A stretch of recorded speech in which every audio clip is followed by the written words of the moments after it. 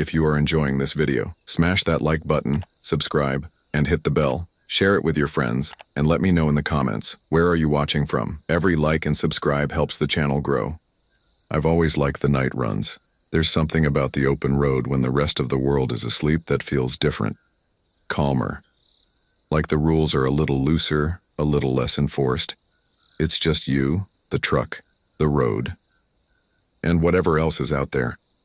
I've been driving trucks for a long time. Long enough to have seen my share of strange things. Lights in the sky that didn't belong.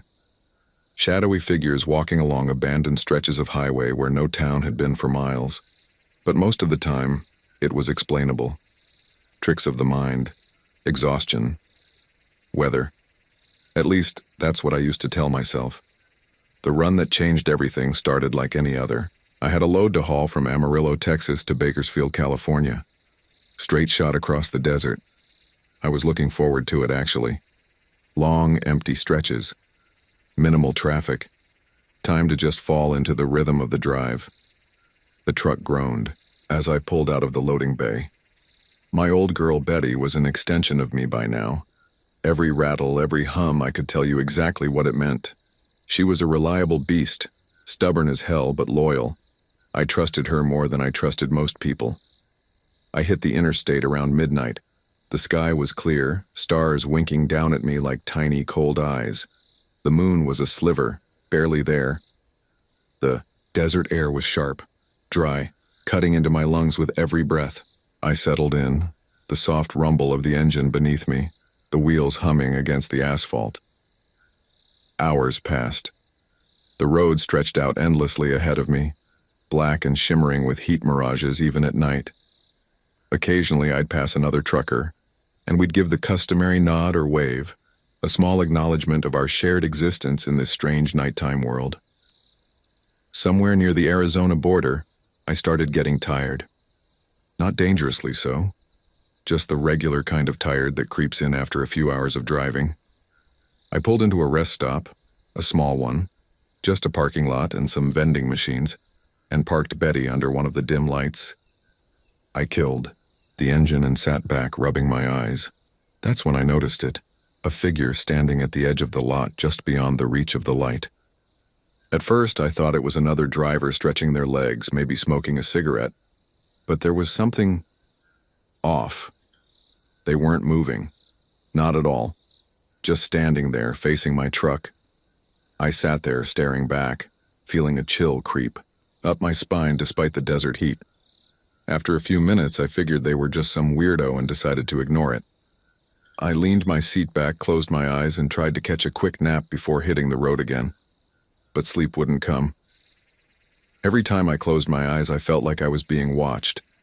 The air inside the cab felt heavy, pressing down on me. Betty's usual comforting smells of leather and diesel were overpowered by something sour, something rotten. Finally, I gave up. I sat up, rubbed my face, and looked out the window. The figure was gone.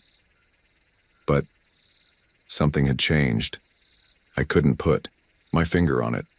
The night felt thicker. The shadows seemed deeper.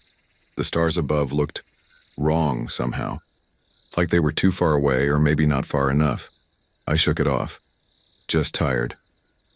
Need caffeine. I fired up the engine, feeling the familiar vibrations through the seat, and pulled out onto the highway again. That's when the real weirdness started. Less than a mile down the highway, my headlights flickered just for a second, a quick stutter, but enough to make my stomach drop. I checked the dash. Everything was fine. No warning lights. Voltage normal. Betty didn't usually stutter like that. I kept rolling, but my nerves were jangling now, the rhythm of the drive broken. Every shadow at the edge of the road looked suspicious. Every bump in the pavement felt exaggerated. My hands gripped the steering wheel too tightly. I was passing through a particularly empty stretch. No lights, no exits, no nothing. When I saw it again. A figure standing on the side of the road. It was the same one from the rest stop. I was sure of it. Same height, same stillness. As I approached, I strained to see details, but the headlights seemed to slide off of them like they were coated in shadows. I blew past them without slowing down, my heart hammering in my chest. Glancing in the side mirror, I expected to see the figure shrinking into the distance. Instead, it was gone, like it had never been there at all. My mouth went dry. I reached over and cranked up the radio, trying to drown out the growing sense of dread. Static. No stations, no matter how far I turned the dial. Just thick, suffocating static. I flicked it off with a curse and focused on the road. 10 minutes later, I saw the figure again, standing dead center in my lane. I slammed the brakes, tires screeching against the asphalt as Betty protested with a violent shake. My heart leapt into my throat as I gripped the wheel tighter, squinting into the night. But there was nothing there. Just the long, empty road stretching on, flickering under the unreliable beam of my headlights. I sat there for a moment, my breathing shallow, listening to the tick-tick-tick of the cooling engine. My mind raced. Had I imagined it? A trick of exhaustion and fear. I shifted uneasily in my seat, glancing around. The desert loomed silent and endless around me, dark and alien. Reluctantly, I eased Betty back into motion. The truck groaned and lurched forward. Every mile felt heavier now, like the road was dragging me deeper into something I didn't understand. The stars overhead blinked like faint warnings, and I couldn't shake the feeling that something was riding with me. Something unseen but very, very real. I drove for hours, the monotony of the road broken only by occasional glimpses. A flicker of movement in the corner of my eye, a shadow darting across the median. Every time I turned my head to look, there was nothing. Then somewhere in the middle of nowhere I saw lights ahead. A diner, a tiny flickering neon sign that read "Open," buzzed weakly against the dark. I pulled in without thinking, desperate for some human contact, something to ground me. Betty rumbled into the gravel parking lot and I climbed out, stretching my stiff limbs. The air was colder now, much colder than it should have been. I shivered. As I crossed the lot, my boots crunching loudly in the silence. The diner looked like it hadn't changed since the 1950s. Chrome siding, big glass windows, and a flickering fluorescent interior. But it was off. The windows were dark, and inside, there was no movement. No patrons, no staff. Still, the neon sign insisted, "Open." I hesitated at the door, hand on the handle. Every instinct screamed at me to get back in the truck and leave. But the deeper instinct, the one that craved answers, that needed to know, drove me forward. I pushed the door open. The bell above the door jingled, a sharp, shrill sound that made me flinch. Inside, the diner was spotlessly clean but utterly empty. Every stool at the counter sat neatly aligned. Every booth was pristine, menus tucked into little holders. A pot of coffee steamed on the warmer behind the counter, but there was no one there to serve it. "Hello?" I called out, my voice sounding too loud in the stillness. No answer. I stepped inside, the door swinging shut behind me with a click. As soon as it closed, the atmosphere changed. The air grew heavier, pressing down on me like a physical weight. I heard it then, a whisper, soft, indistinct, like dozens of voices speaking at once just beneath the threshold of hearing. I turned, searching for the source, but saw only my reflection, in the big window, pale and wide-eyed, looking every bit as scared as I felt. Then, in the reflection, I saw something else. A figure standing behind me. I whipped around, heart hammering in my chest. But there was no one there, just the empty diner. The booths, the counter, the coffee pot still steaming. I stumbled backward, nearly tripping over a stool. I needed to leave. I needed to get back to Betty and get the hell out of here. I turned toward the door and stopped cold. Outside, the world had changed. The parking lot was gone. So was the highway. Instead, an endless field stretched out in all directions, black and empty under a blood-red sky. The diner sat alone, adrift in a world that made no sense. Panic surged through me. I fumbled for the door handle, but when I pulled, it wouldn't budge. Locked. The whispers grew louder, a low, sibilant hiss that seemed to come from the very walls of the diner. I backed away, scanning for another exit, some other way out, and that's when I saw them.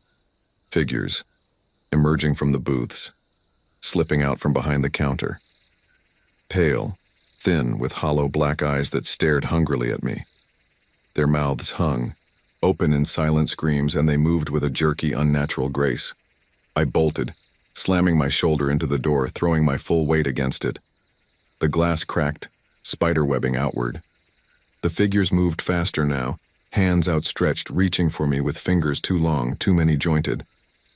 With a final desperate shove, the door gave way. I tumbled outside and landed hard on the asphalt of the parking lot.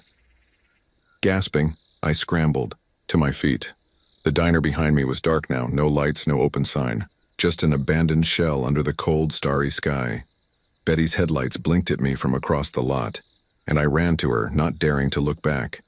I climbed into the cab, slammed the door, and locked it.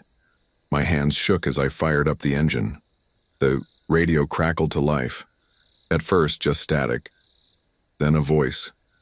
A whisper, too soft to understand. I turned it off and pulled out of the lot without looking back. Back onto the highway. Back into the night. Back into whatever nightmare I'd stumbled into. Betty's wheels roared against the asphalt, the vibrations humming up through the seat and into my bones. I didn't know where I was going anymore. The highway seemed endless, looping in on itself, bending at impossible angles.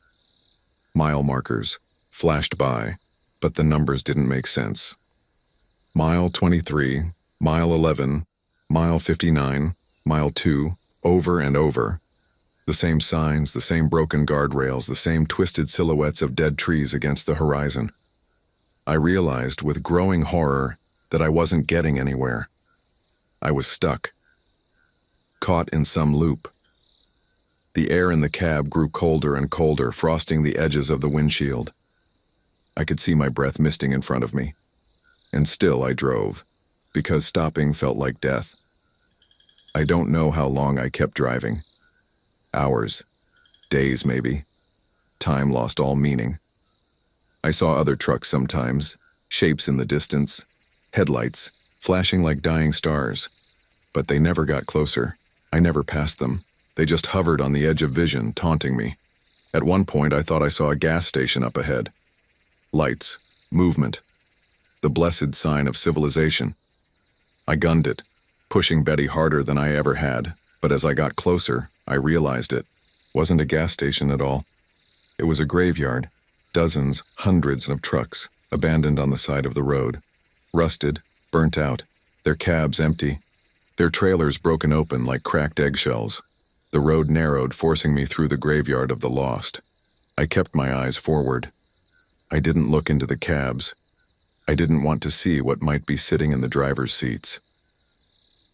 The headlights cut long, narrow beams through the darkness, casting eerie shadows across the wrecked trucks. Some of them looked ancient, half swallowed by the earth, vines creeping through shattered windows. Others looked fresh, too fresh. Blood smears, drying to black along twisted metal. I gripped the wheel so hard my knuckles turned white. Betty's engine rumbled beneath me, the only sound in the oppressive stillness. I couldn't explain why, but I knew, deep in my gut, that if I stopped, if I even slowed down, I'd never get out of there. I'd join them, become one more, forgotten wreck on this haunted stretch of nowhere. The road stretched on. I drove and drove and drove. Hours blurred into each other. Hunger gnawed at my belly. My throat was dry as dust, but I didn't dare stop, not even when the world around me started to shift. The highway cracked and buckled beneath my wheels, seams opening like gaping mouths. Shapes writhed under the asphalt, long, thin things like worms or snakes pressing against the surface. The trees lining the road grew taller, twisted into grotesque shapes that almost looked human. Branches tangled into hands reaching for the sky, faces screaming silently from the bark. The stars overhead spun and twisted, constellations shattering like glass. And through it all, I kept driving. Somewhere ahead, lights flickered. Another mirage? Another trap? I didn't know. I didn't care. I needed something to anchor me. Some proof the real world still existed. As I drew closer, I saw it was a bridge, an old iron bridge, the kind they don't build anymore. Rust streaked the beams, and the whole thing groaned under its own weight. Water, dark and sluggish, flowed beneath it, though I couldn't tell if it was a river or something else. I hesitated at the mouth of the bridge. Betty idled, rumbling low and anxious beneath me. The bridge stretched into the darkness like a black tongue. On the far side, a figure stood in the road, a hitchhiker. He wore a dirty denim jacket and jeans. His head hung low so I couldn't see his face. His thumb was out, pointing stiffly to the sky. Every instinct screamed at me not to stop. But something else, something deeper, told me that if I left him there, if I tried to cross the bridge alone, I wouldn't make it. I slowed, rolled down the window. The cold air rushed in, carrying the faint smell of rot and something metallic. "You need a ride?" I called out. The figure didn't answer. Slowly, he lifted his head. His face was wrong, too smooth. No mouth, no nose. Just hollow black holes where eyes should have been. Before I could react, he was at the door. The lock clicked up. I jammed my foot down on the accelerator, but it was too late. The door swung open and he climbed in, moving with an impossible, jerky motion like a puppet on strings. He sat in the passenger seat, staring straight ahead. I didn't say a word. Neither did he. I drove onto the bridge. The tires thumped over the joints in the metal. The bridge groaned and swayed under the weight of Betty's big frame. Below us, the water roiled and churned, black and thick as oil. Shapes moved beneath the surface, too large to be fish. Long, sinuous forms that stirred the current into lazy whirlpools. I kept my eyes on the road. The hitchhiker sat motionless, beside me, hands folded neatly in his lap. I didn't look at him. I didn't want to see what he was becoming, because I could feel it. Feel the wrongness pouring off him. The air inside the cab grew colder with every passing second, frosting the inside of the windshield. My breath came out in ragged gasps. My fingers numbed against the steering wheel. Still I drove. Halfway across the bridge, Betty shuddered. The engine coughed. The dashboard lights flickered and died. The radio blared to life, screeching static, then a voice. Not a whisper this time. A scream, long and shrill, filled with such agony and despair it made my teeth ache. The truck stalled. Betty rolled to a stop in the dead center of the bridge. I sat there paralyzed. The hitchhiker turned toward me. Slowly, mechanical. The black holes where his eyes should have been seemed to widen, swallowing all the light in the cab. His mouth split open, stretching impossibly wide. Inside was nothing but darkness. Endless, howling darkness. He lunged. I threw open my door and tumbled out of the cab, landing hard on the metal grating of the bridge. My knees buckled, but I forced myself up, sprinting toward the far side. Behind me, Betty's headlights flickered wildly. The truck shuddered and groaned, the metal twisting like it was being torn apart from the inside. I didn't look back. I ran, and ran, and ran, until the bridge ended, until my boots hit solid asphalt again, until the world snapped back to something resembling normal. I collapsed on the roadside, gasping for breath, tears streaming down my face. When I finally dared to look back, the bridge was gone. So was Betty. Just endless, empty road stretching into the night. And I was alone. I lay there on the side of the road, my chest heaving, staring up at the endless, uncaring sky. My mind buzzed with confusion and terror. Had I imagined it? Had I fallen asleep at the wheel and dreamed the whole thing? No. The bruises on my ribs from where I'd hit the bridge told me otherwise. I stood, knees trembling, and began to walk. The night pressed in on all sides. The road stretched ahead, gleaming wetly under the sickly light of a crooked moon.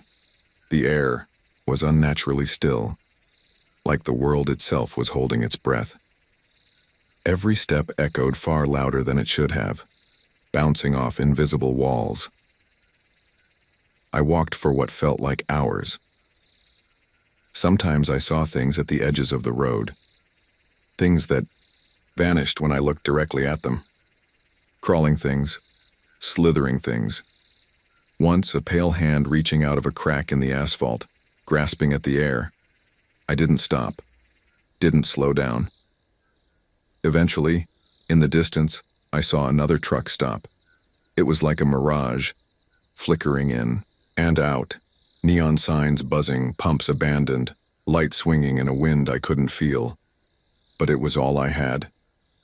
I stumbled toward it, my boots dragging through loose gravel. The truck stop loomed larger as I approached, a hulking building with shattered windows and peeling paint. Old advertisements for long-dead brands fluttered in tatters from the walls. The door stood open, yawning like the mouth of some great beast. I hesitated on the threshold. The stink of mildew and rot rolled out in waves, making my eyes water. Inside, the lights flickered weakly, casting the store in stuttering shadows. Shelves were overturned, merchandise scattered across the floor. An old radio crackled in the corner, playing a distorted country song that looped endlessly, the lyrics mangled into something unrecognizable. I stepped inside. The floor creaked under my weight. Something skittered away into the darkness. I made my way to the counter, hoping to find a phone, a radio, anything. Behind the counter, a figure slumped. At first, I thought it was a mannequin. The skin was gray and cracked, the eyes sunken deep into the skull. It wore a truck stop uniform, the name tag dangling loosely. Bill. I reached for the phone, a battered old rotary thing, but when I lifted it to my ear, there was nothing. No dial tone, only a deep, slow breathing, not mine, from the receiver. Dropped it, heart hammering. The figure behind the counter stirred, its head turned toward me, movement stiff and unnatural. The jaw opened with a dry, cracking sound, and from the depths of its ruined throat came a whisper, "Don't look outside." I didn't mean to, I swear I didn't. But the moment he said it, my eyes flicked to the front window and I saw them. Hundreds of figures standing in the parking lot. Motionless. Silent. Their faces blank and smooth, just like the hitchhikers. Every one of them facing me. I stumbled back from the counter, breath catching in my throat. The figure behind the register, Bill, or what had once been Bill, reached for me, fingers stretching, cracking. "Don't let them in," he rasped. The glass of the front window trembled, cracks spiderwebbed across it. The figures outside moved in perfect unison, pressing their hands against the glass, mouths opening in soundless screams. The first pane shattered. Ran. I bolted through the store, down a narrow hallway lined with bathrooms and storage closets. Behind me, I heard the glass shatter fully, heard the scrape of hundreds of bare feet across tile. I threw myself through a door at the end of the hall and slammed it shut, throwing the bolt. Darkness swallowed me. I stumbled backward, trying to catch my breath, trying to figure out where I was. The air was thick and damp, smelling of rust and old blood. I fumbled for my lighter, flicking it to life. In the small circle of light, I saw walls. Metal walls, rusted and streaked with black stains. It wasn't a storage room, it was a freezer, and I wasn't alone. Shapes pressed against the far wall. Human shapes, dozens of them, frozen mid-scream, their bodies embedded in the metal like they had been melted into it. Their eyes followed me as I moved. Their mouths worked soundlessly. The door behind me rattled. The bolt bent. I had seconds, maybe less. I searched desperately for another exit, another door, anything, but there was nothing. Just solid, unyielding walls. The bolt snapped. The door burst open. The figures poured in, flooding the room like a tidal wave of flesh and cold air. I screamed, and the world went black. When I opened my eyes, I was somewhere else. The freezer, the truck stop, the figures went all gone. I was lying in the middle of a highway again, but the sky above me was wrong. The stars were moving, swirling like smoke in a slow, endless spiral. The air smelled of burnt rubber and decay. I sat up slowly, muscles aching. Betty was there, parked a few feet away, pristine, untouched, like nothing had ever happened. I didn't question it. I staggered to my feet, dragging myself to the driver's door, yanking it open with trembling hands. I climbed into the cab and slammed the door shut, locking it immediately. The keys were already in the ignition. Waiting. I started the engine. It roared to life on the first try. Without looking back, I put Betty into gear and pulled onto the highway. The road stretched out before me, endless and black, the lines down the center glowing faintly. On either side, the world was empty. No trees, no grass, no buildings. Just a vast, featureless plain stretching to the horizon. And I drove. I don't know how long. Time didn't seem to work right there. Sometimes it felt like minutes passed. Other times, whole days seemed to slip by in the blink of an eye. I kept expecting to wake up. Kept expecting to find myself back in my bunk. The whole thing just a bad dream. But the dream never ended. The radio crackled to life again, but it wasn't music this time. It was voices, hundreds of them, whispering, begging, crying, screaming. Names I didn't recognize, places I'd never been, events I couldn't possibly have witnessed. But somehow, they were in my head. Memories that didn't belong to me, flooding my mind, drowning my own thoughts in their misery. I turned the knob, trying to silence them, but the volume only grew louder. In a blind panic, I ripped the radio out of the dash, wires snapping and sparking. The voices didn't stop. They were coming from inside the cab now. From the vents, from the mirrors, from the seats. I slammed the heel of my hand against the steering wheel, shouting at them to shut up, to leave me alone. And for a moment, they did. Silence. I sagged back against the seat, trembling. The headlights cut through the darkness ahead, and for the first time in what felt like forever, I thought maybe, just maybe, I could find my way out. Then I saw her, standing in the middle of the road. A girl, no older than 6 or 7, wearing a dirty white dress, her hair hanging in tangled clumps around her face. She stared at me with hollow black eyes. I hit the brakes hard, tires screeching. Betty shuddered but didn't stop. The girl didn't move. I swerved, trying to avoid her. The truck passed right through her. She burst into a cloud of ash that swirled in the wake of my passing. I checked the mirrors. Nothing. No sign of her. No sign of anything. I drove on. The further I went, the stranger things became. The road twisted and writhed beneath my tires, snaking through landscapes that couldn't exist. Jagged mountains with faces carved into their cliffs. Forests made of bone-white trees that pulsed like living things.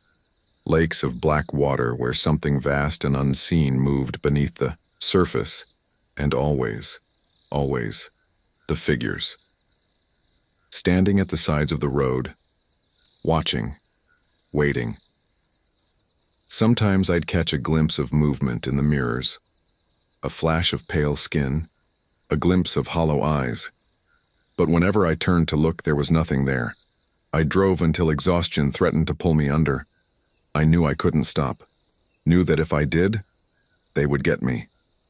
But my body had limits. Eventually, I saw a sign up ahead flickering in the dark, motel 1 mile ahead. The letters buzzed weakly, but it was the first real sign of civilization I'd seen. Maybe it was a trap. Probably. But I didn't care. I needed rest. I needed hope. I followed the cracked asphalt road leading away from the highway, Betty's engine rumbling low and uneasy.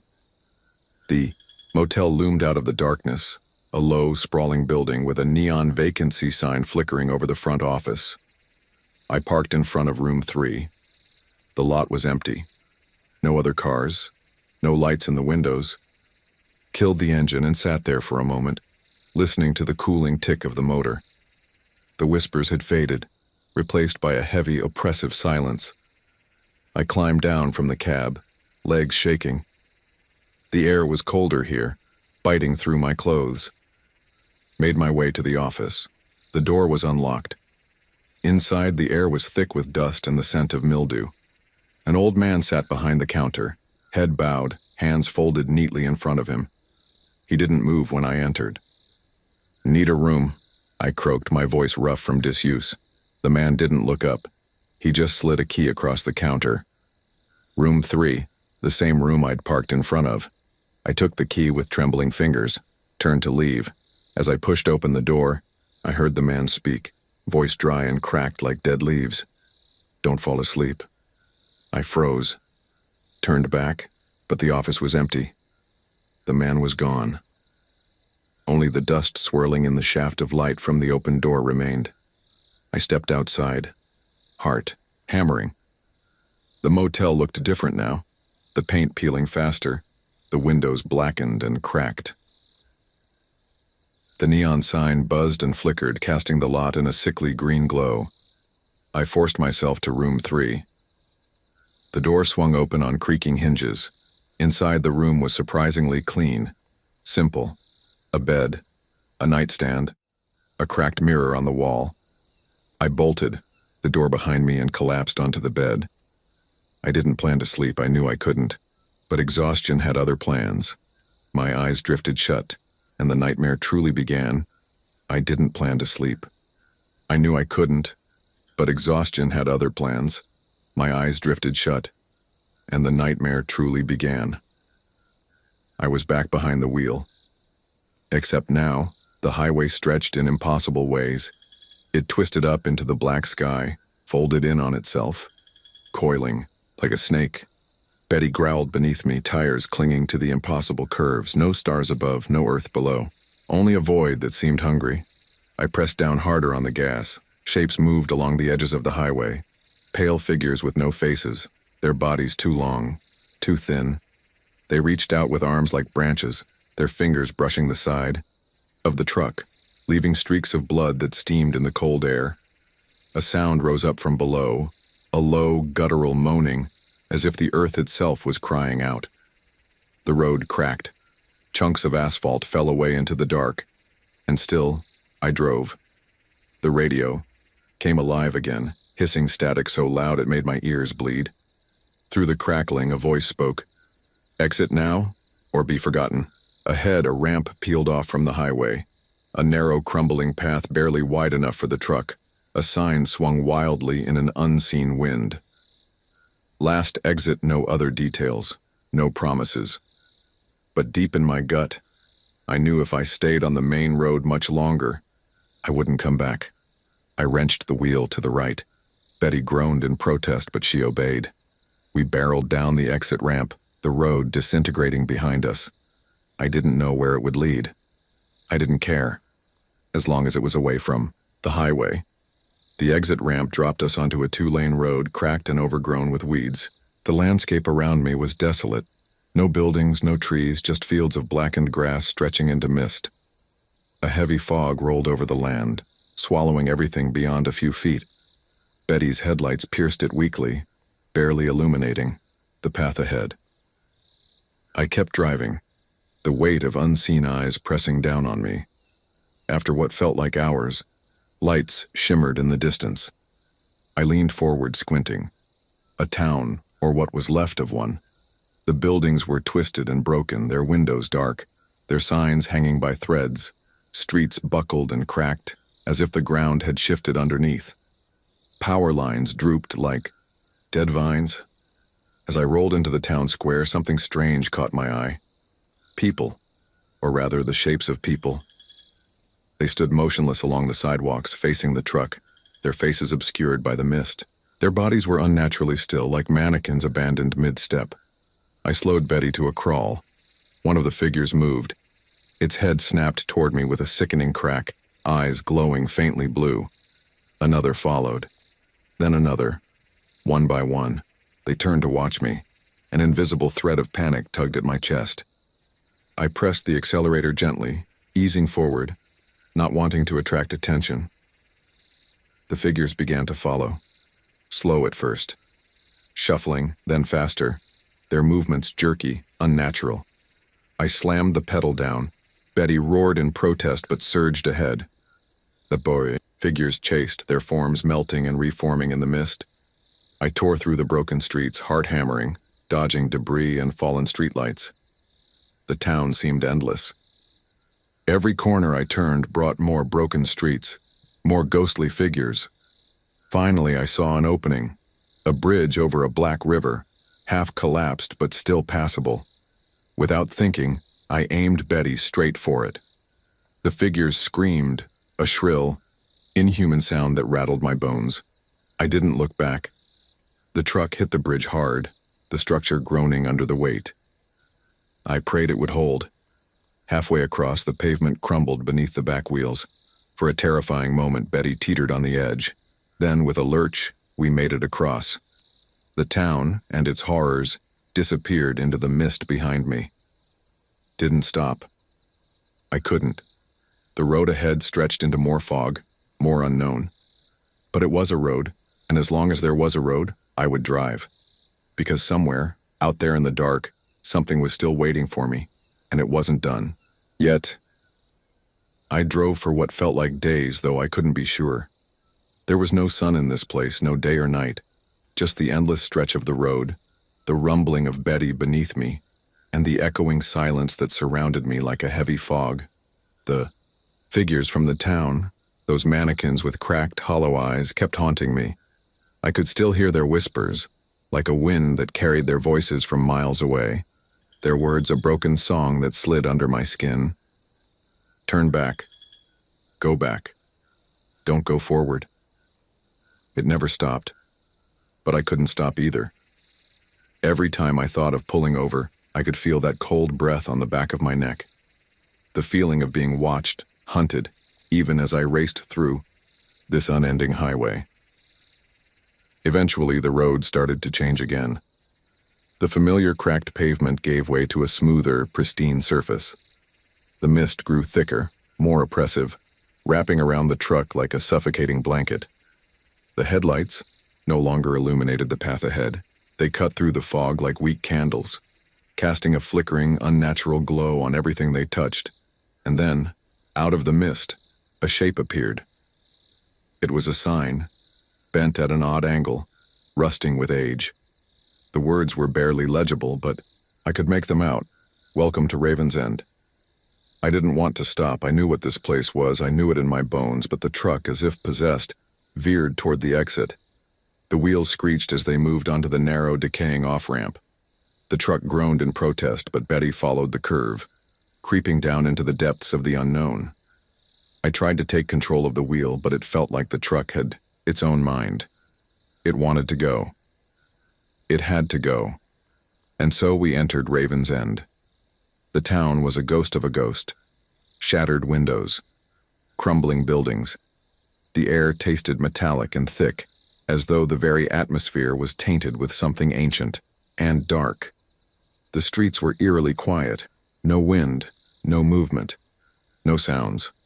I couldn't help but notice the faint marks on the road, scratches and gouges like something heavy had been dragged across it. The same marks that seemed to stretch down every alley, across every building, as though some terrible force had slithered its way through this forsaken place. I slammed on the brakes and the truck skidded to a halt in front of a dilapidated gas station. The windows were boarded up, the neon sign long dead, flickering in and out like a faint memory of something that used to be. Betty sat there in the silence, the engine idling. I thought of getting out. I wanted to, but I couldn't. The doors felt like they were bolted shut. I stared ahead, at the empty gas pumps, at the fading yellow paint on the walls of the station. There was something so wrong about the stillness here, something that made my skin crawl.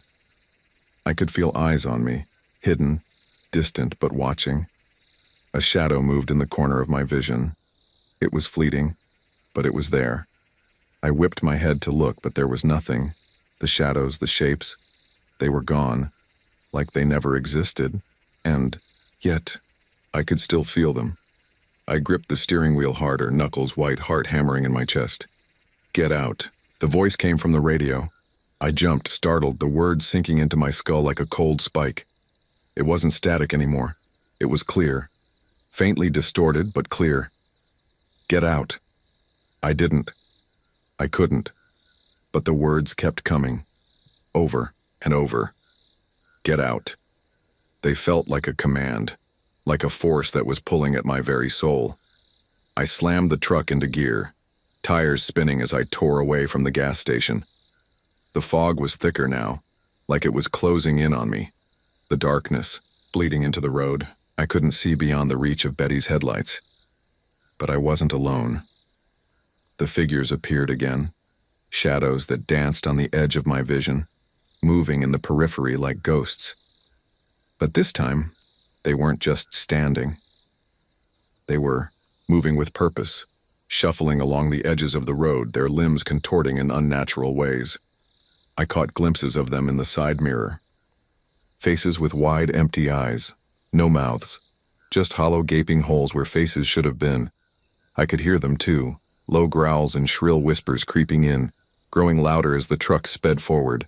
"Turn back, turn back, turn back, turn back." The words reverberated in my skull. I wanted to scream at them, at the road, at the endless stretch of highway that kept going. But I didn't scream. I couldn't. Something in the distance caught my eye. A small building, half buried, under the fog. A figure stood in front of it. Tall, too tall, its back bent at an unnatural angle. Its face was a pale blur in the darkness. I should have kept going. I should have just driven past. But something was pulling me toward it. Something I couldn't fight. The truck turned. I parked in front of the building. It was barely a shack, the walls made of old wood, the door hanging off its hinges. I opened the door of the truck slowly, my body stiff with fear. And then I heard it, a voice low, a whisper. "Come inside." I didn't want to. I knew better. But my legs moved, carrying me toward the door of the shack, each step heavier than the last. Inside, the air was thick and sour, like the inside of a tomb. The floor creaked beneath my weight, the walls leaning inward as if the building itself was alive, watching me. I looked around. The room was empty.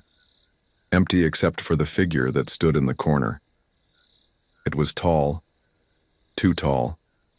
Its back bent impossibly. Its face, no, its mask, was twisted, warped, eyes wide, empty, staring into nothing. It didn't move, but it was watching me, waiting. The air in the shack grew heavier, pressing against my chest like an unseen force. My breath came in short, shallow bursts as I took another step forward, unable to tear my eyes away from the figure standing in the corner. Its face was wrong. The eyes were wide, too wide, and they seemed to follow my every move with an unsettling intensity, despite the lack of visible emotion. I took another step, my heart racing, my thoughts a chaotic jumble of fear and confusion. Why had I stopped? Why had I let my body move on its own accord toward this cursed place? "Come closer," the voice whispered again. But this time it wasn't a whisper. It was in my head, deep in my thoughts, crawling beneath my skin. I swallowed hard, my throat dry, but my feet betrayed me. They moved without my permission, dragging me toward the figure. The shack creaked and groaned as if it were alive, its very structure alive with something sinister. As I approached, I could see more clearly. The figure wasn't quite human, not fully. Its limbs were too long, too thin, and its skin was stretched tight over its bones, pale and unnatural. The mask, it wasn't a mask at all. It was its face, but deformed, twisted beyond recognition. There were cracks in its skin, lines that looked like old scars, and as I stared at it, I could almost hear the faint whispers of broken words that came from it, as if it were trying to speak, but couldn't. "Don't Come any closer, I tried to say, but my voice faltered. The words felt foreign on my tongue, like they weren't mine. I reached out as if compelled by some unseen force, my hand trembling as it extended toward the figure. The moment my fingers brushed its skin, the world seemed to collapse in on itself. The ground beneath my feet cracked open, sending a shock of cold terror through me. I stumbled back, my breath catching in my throat as the figure took a step forward. The room seemed to spin, walls warping, twisting, and the very air thickened with a suffocating dread.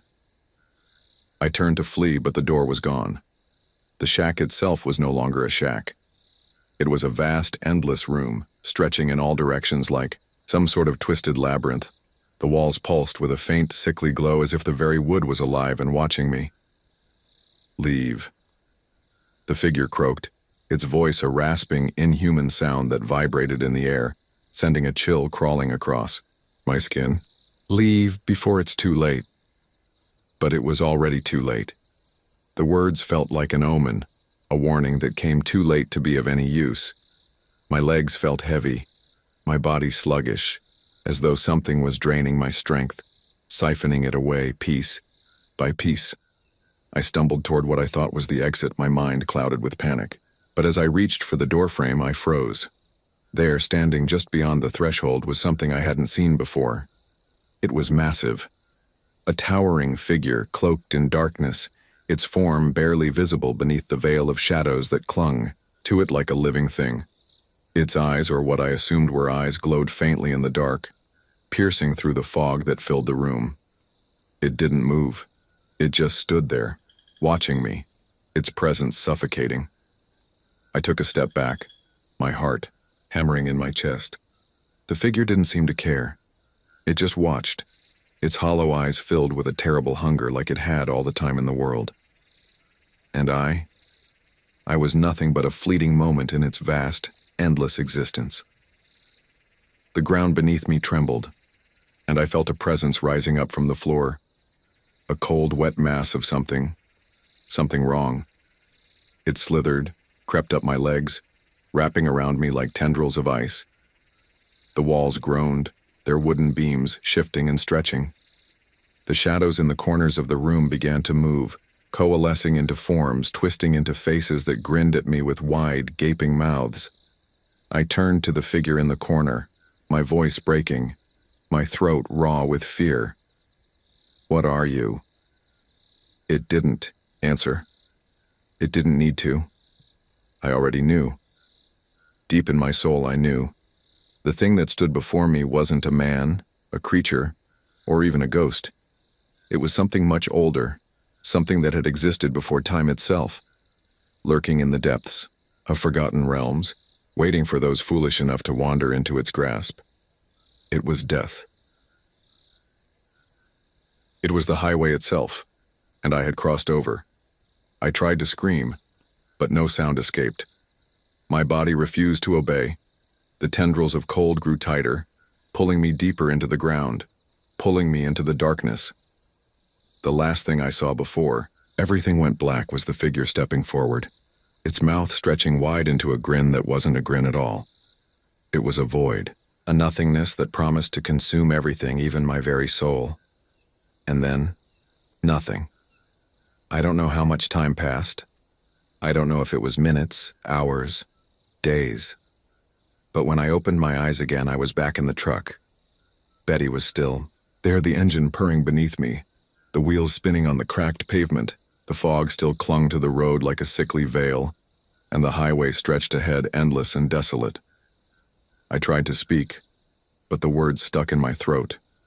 My hands shook as they gripped the steering wheel. I was back on the road. But I wasn't free. The faces from the town, those figures, were standing along the side of the highway again, their hollow eyes following me as I passed.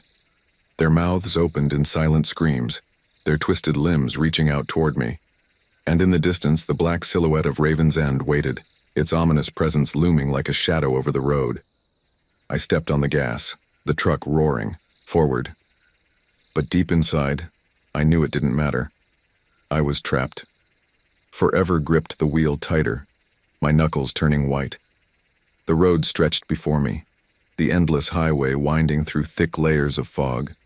The truck's headlights cut through the mist, but everything beyond seemed lost to an impenetrable blackness. It was as if the road itself was swallowing the world whole, leaving nothing but this chilling, oppressive void. I thought about stopping. I thought about pulling over, stepping out of the truck and just standing there. Maybe I could end it, finally face whatever it was that had been chasing me all these years. But I knew better. Stopping would be a mistake. I couldn't stop. Not now. The moment I stopped, I'd be swallowed up like everyone else who'd gotten caught in this nightmare. So I kept driving, pushing Betty forward through the suffocating fog, my eyes darting to the side, scanning for anything. Every now and then, I'd glimpse them. Figures standing at the edge of the road, hidden in the mist, their faces twisted in that same lifeless way. I couldn't see their eyes. They never had eyes. But I could feel them watching me. Their presence pressed in on me, cold and heavy, like the weight of 1,000 dead souls. I couldn't help but glance at the rearview mirror. It was a stupid impulse, but I had to know. I had to see if anyone or anything was following me. It was like a sickening compulsion, one that I couldn't shake. At first, there was nothing. The truck's engine hummed, a steady, rhythmic sound that almost lulled me to sleep, but I refused. I couldn't afford to fall asleep, not again. Not with what happened last time. I glanced back in the mirror. The figures were still there, just standing at the edge of the highway like they always were. But now there were more of them. Dozens, if not hundreds. Their faces blurred and indistinct. But their eyes... No, there was something about their eyes that drew me in, made me shiver. They were empty, hollow, soulless. The mirror fogged up. I wiped it with my sleeve, but when I looked again, the figures were gone. A breath caught in my chest. I didn't want to admit it, but I felt it. The presence. It had gotten closer. They were no longer standing off to the side of the highway. No, they were with me now. I slammed my foot on the gas pedal, forcing Betty to accelerate. I could hear the truck's engine protesting as though it too felt the danger closing in. But I kept going. Faster. Anything to get away, but the fog only thickened and the road stretched on, never ending. No signs, no landmarks. Nothing to guide me. Just the same endless ribbon of road snaking through the dark. And then it happened. A voice. At first, it was a whisper, barely audible above the roar of the engine. "Stop." I froze. The voice was soft, pleading. It didn't come from the radio. It didn't come from outside the truck. It came from within me, in my head. And it was getting louder. "Stop. You can't outrun it. You can't escape." The air in the cab grew colder. I could see my breath, white clouds of it misting in front of my face despite the heat of the truck's engine. A shiver crawled down my spine, but I didn't slow down. I couldn't. Whatever this was, whatever this presence was that haunted me, I couldn't let it catch me. I gripped the wheel with both hands, feeling the sweat on my palms, the tension in my shoulders. The truck's tires screeched as I rounded a sharp bend in the road, the engine roaring as though it were alive, desperate. But the road never seemed to end. It twisted and turned, winding deeper into the dark until even the headlights couldn't pierce the darkness beyond the edges of the road. I could feel something watching me. I could feel it closing in, surrounding me. "Stop," the voice repeated, louder this time, almost a command. "You can't outrun what's coming for you." I slammed my foot harder on the accelerator, but it was no use. The road stretched on forever, an endless spiral of darkness, and the fog only grew thicker.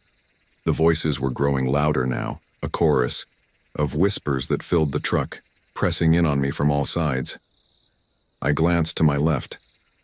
A figure stood in the mist. I could barely make it out, its silhouette just visible through the haze. It was tall, too tall, with a face like a mask, featureless, smooth, no eyes, no mouth, just an empty, hollow face. My breath caught in my throat. I couldn't breathe. My chest tightened, suffocating me. I turned my gaze back to the road, my heart pounding in my ears. I couldn't afford to look at it, not again, but the thing in the mist, I couldn't ignore it. It was watching me, waiting for me to make the wrong move. I didn't know what it wanted. I didn't know why it was following me, but it was, and it wouldn't stop until it had me. The road twisted again, impossibly sharp, throwing the truck's wheels to the side. I fought to keep Betty from flipping over, my hands desperately pulling the wheel left and right, my knuckles white. And then, there it was again. The town. The same broken, decayed town from before, just as I remembered it. The same twisted buildings, the same fog, the same hollow-eyed figures standing in the street. I gritted my teeth, barely able to keep my eyes open. I couldn't go back there. Not again. Not after what happened last time. But I couldn't avoid. The truck was being pulled toward it as if by some unseen force. I had no control. The figures stepped out into the road. They weren't walking anymore. They were running. I slammed the brakes, the truck skidding, but it was too late. The figures surrounded the truck, their limbs long and unnaturally twisted, their faces blank and cold. They were everywhere, blocking the way. And then, from the fog, a shape appeared. This time, it wasn't just one figure. It was dozens, hundreds, all of them inhuman, all of them dead. A voice, hollow and eerie, echoed through the mist. You never leave. Not once you've crossed over. My hands shook as I gripped the wheel, panic seizing me from every angle. I tried to move, but I couldn't. I couldn't escape. The highway, the town, the figures, they were all part of the same nightmare. And no matter how hard I drove, no matter how fast I ran, I was always going to end up here. Trapped. Forever. And the voices, they kept coming. They never stopped. You'll never leave. You'll never escape. Each voice seemed to blend with the next until it became a single unified whisper in the dark. The truck shook violently as the figures closed in, their eyes now glowing with an unnatural light. I shut my eyes. I couldn't look anymore. Couldn't face what was coming, but it didn't matter. The darkness swallowed everything whole, and then nothing. The nothingness stretched on, vast and endless. Time itself seemed to bend, collapse, and flicker in my mind like a broken film reel. I couldn't tell how long I had been in this place, if it was even a place. The truck, Betty, was still beneath me, but it felt distant now. Like I wasn't really sitting behind the wheel, like I wasn't really in control. My body ached, my hands numb from gripping the steering wheel too tight, but the cold air felt wrong. It was sharp, biting at my skin, but there was no breeze, no wind, just static. The figures, those things, were gone, but I could still hear them in the back of my mind, their voices like whispers in a forgotten language. Their words echoed against the walls of my skull, jagged and raw. They were calling for me, taunting me, but I couldn't understand them. It didn't matter. I was still here, still trapped in this endless stretch of highway surrounded by the fog that kept creeping in from every direction. I thought I saw something move in the distance, the faintest flicker of light, like a star, too far away to reach. My heart pounded in my chest as I jerked the wheel to the right, trying to steer toward it. But there was no sense of direction anymore. The road seemed to stretch out in every direction at once, a never-ending ribbon of asphalt with no beginning and no end, no exits, no way out. Where am I? I muttered, my voice hoarse, barely a whisper. The fog thickened, clinging to the truck, wrapping around me like a cold, suffocating blanket. I tried to focus, to calm myself, but it was impossible. The tension in my muscles was unbearable, and my brain was screaming at me to stop, to pull over, to just get out. But I couldn't. There was no way out.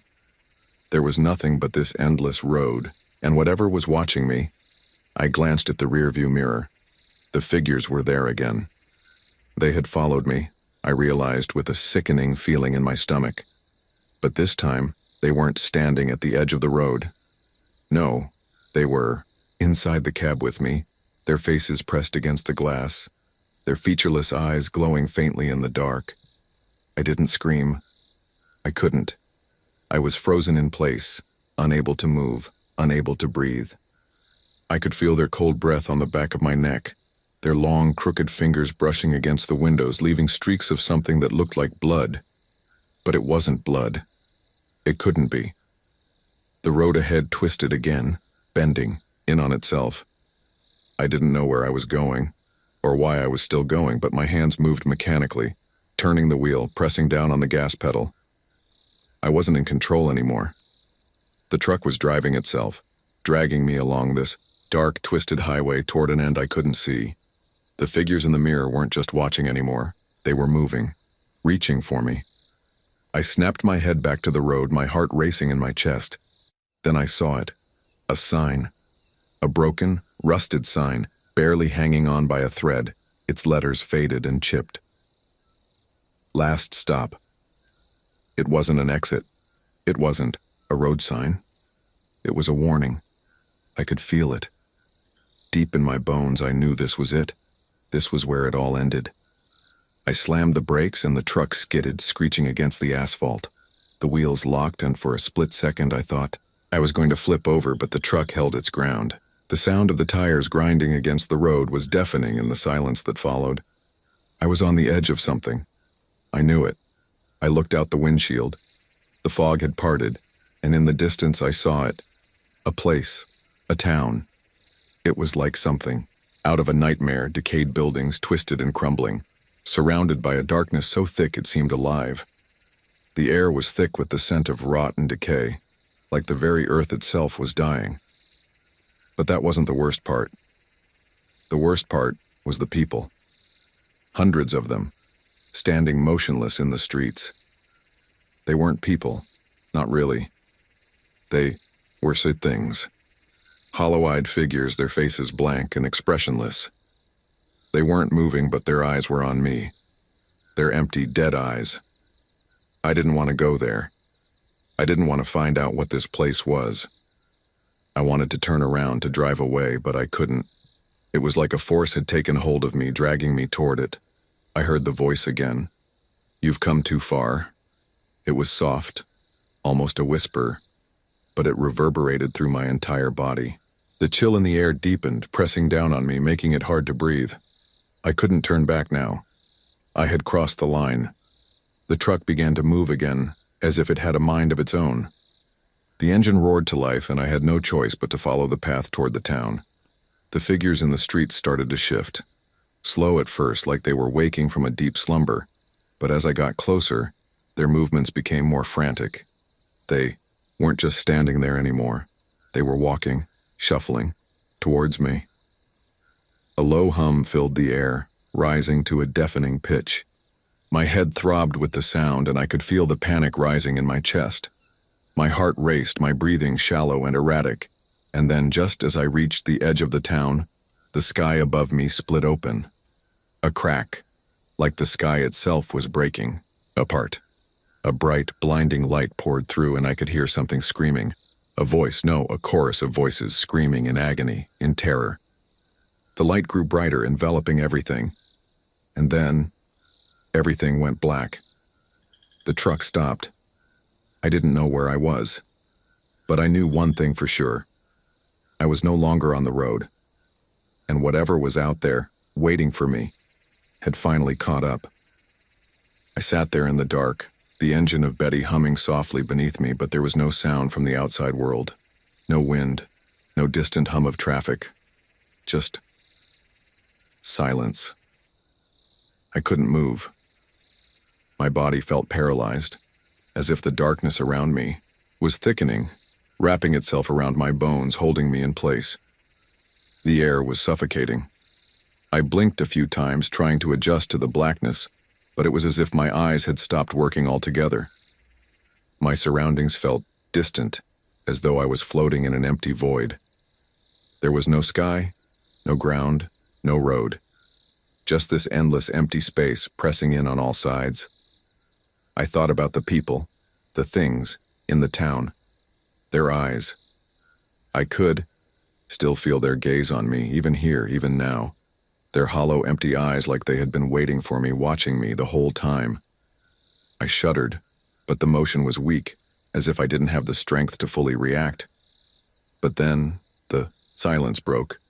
A soft tapping sound like fingers tapping against glass echoed from somewhere in the darkness. I froze, my heart slamming into my ribs, the blood rushing in my ears. It was getting closer. The tapping grew louder, more insistent, until it felt like it was right on top of me. A cold chill ran down my spine. I wanted to turn the ignition, to drive away, but my hands were glued to the wheel, as if something invisible was holding me in place.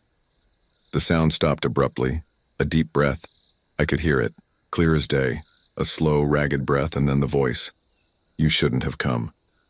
The words were soft but sharp, each syllable cutting through the air like a blade. I gripped the steering wheel tighter, my knuckles white with the effort. I wanted to scream, I wanted to run, but my body refused to move, as if paralyzed by fear. The voice came again, this time closer, like it was right next to me. "This is where you end." I tried to shake my head, to clear the fog that was growing inside my skull. But it felt like the voice had taken root in my mind, like it was pulling the strings of my thoughts, controlling my every move. And then I saw it. A figure. A shadow. Barely visible in the corner of my eye, standing just outside. The truck. I couldn't look at it directly, but I could feel it. I could feel it watching me. I took a deep breath. Maybe if I just ignored it, maybe if I didn't give in to the fear. But the tapping started again, and this time it was louder, faster, like nails scraping against the glass. I snapped my head, to the side, and there it was. A face. A twisted, distorted face pressed against the window. Its eyes were wide, unblinking, its mouth twisted into a grotesque grin. The skin was pale, stretched tight over the bones, and I could see the faint traces of decay, as if this thing had been dead for a long time. Its teeth were yellowed, sharp, and cracked, and its breath fogged up the glass as it exhaled. I couldn't breathe. I couldn't think. It wasn't a person. It was something else. Something wrong. Something unnatural. And it was right there, right in front of me, its hand reaching toward the door. I screamed, but there was no sound. I opened my mouth, but the scream never came. The hand was pressing against the door now, its fingers long and spindly, with nails that scraped against the metal, leaving marks. The door handle twisted on its own, as if it were being pulled from the other side. I slammed my foot down on the gas, desperate to escape, but the truck didn't move. It was as if the road itself had frozen, holding Betty in place. And then, I heard it again. "You shouldn't have come." I didn't understand. What was this place? What was happening to me? The face outside the window grinned wider, its mouth stretching impossibly wide. It was laughing. Laughing. And then it stared at me. Its eyes locked onto mine, and I could feel it digging into my soul, stripping me bare, pulling apart every dark thought, every fear I had ever had. I slammed my hands onto the horn, a desperate attempt to break the spell, to push the thing away, but the sound came out warped, distorted, like it was being swallowed by the very air itself. And then everything went silent. The truck jolted. It was moving. The world outside the window was changing, shifting in a way that was impossible. The fog was gone and the road stretched out before me, a dark, cracked path leading into the unknown. I didn't know where it was taking me, but I knew I had to keep going, because there was something behind me now, something following me, something I couldn't outrun. The road twisted again, but this time it didn't twist away from me. It twisted toward me, pulling me in, as if the highway itself had turned into some living, breathing thing, hungry for whatever I was. I could hear the voices again, whispering, chanting in a language I couldn't understand. They were close now, so close I could almost touch them. The truck started to shake, its engine rattling as though it were struggling to keep up with the road that had become a maze, shifting and undulating beneath my tires. Ahead, I saw the town again, the place I had tried to escape. But now, It was different. It was alive. The lights flickered on in the distance, casting a pale glow over the town's ruins.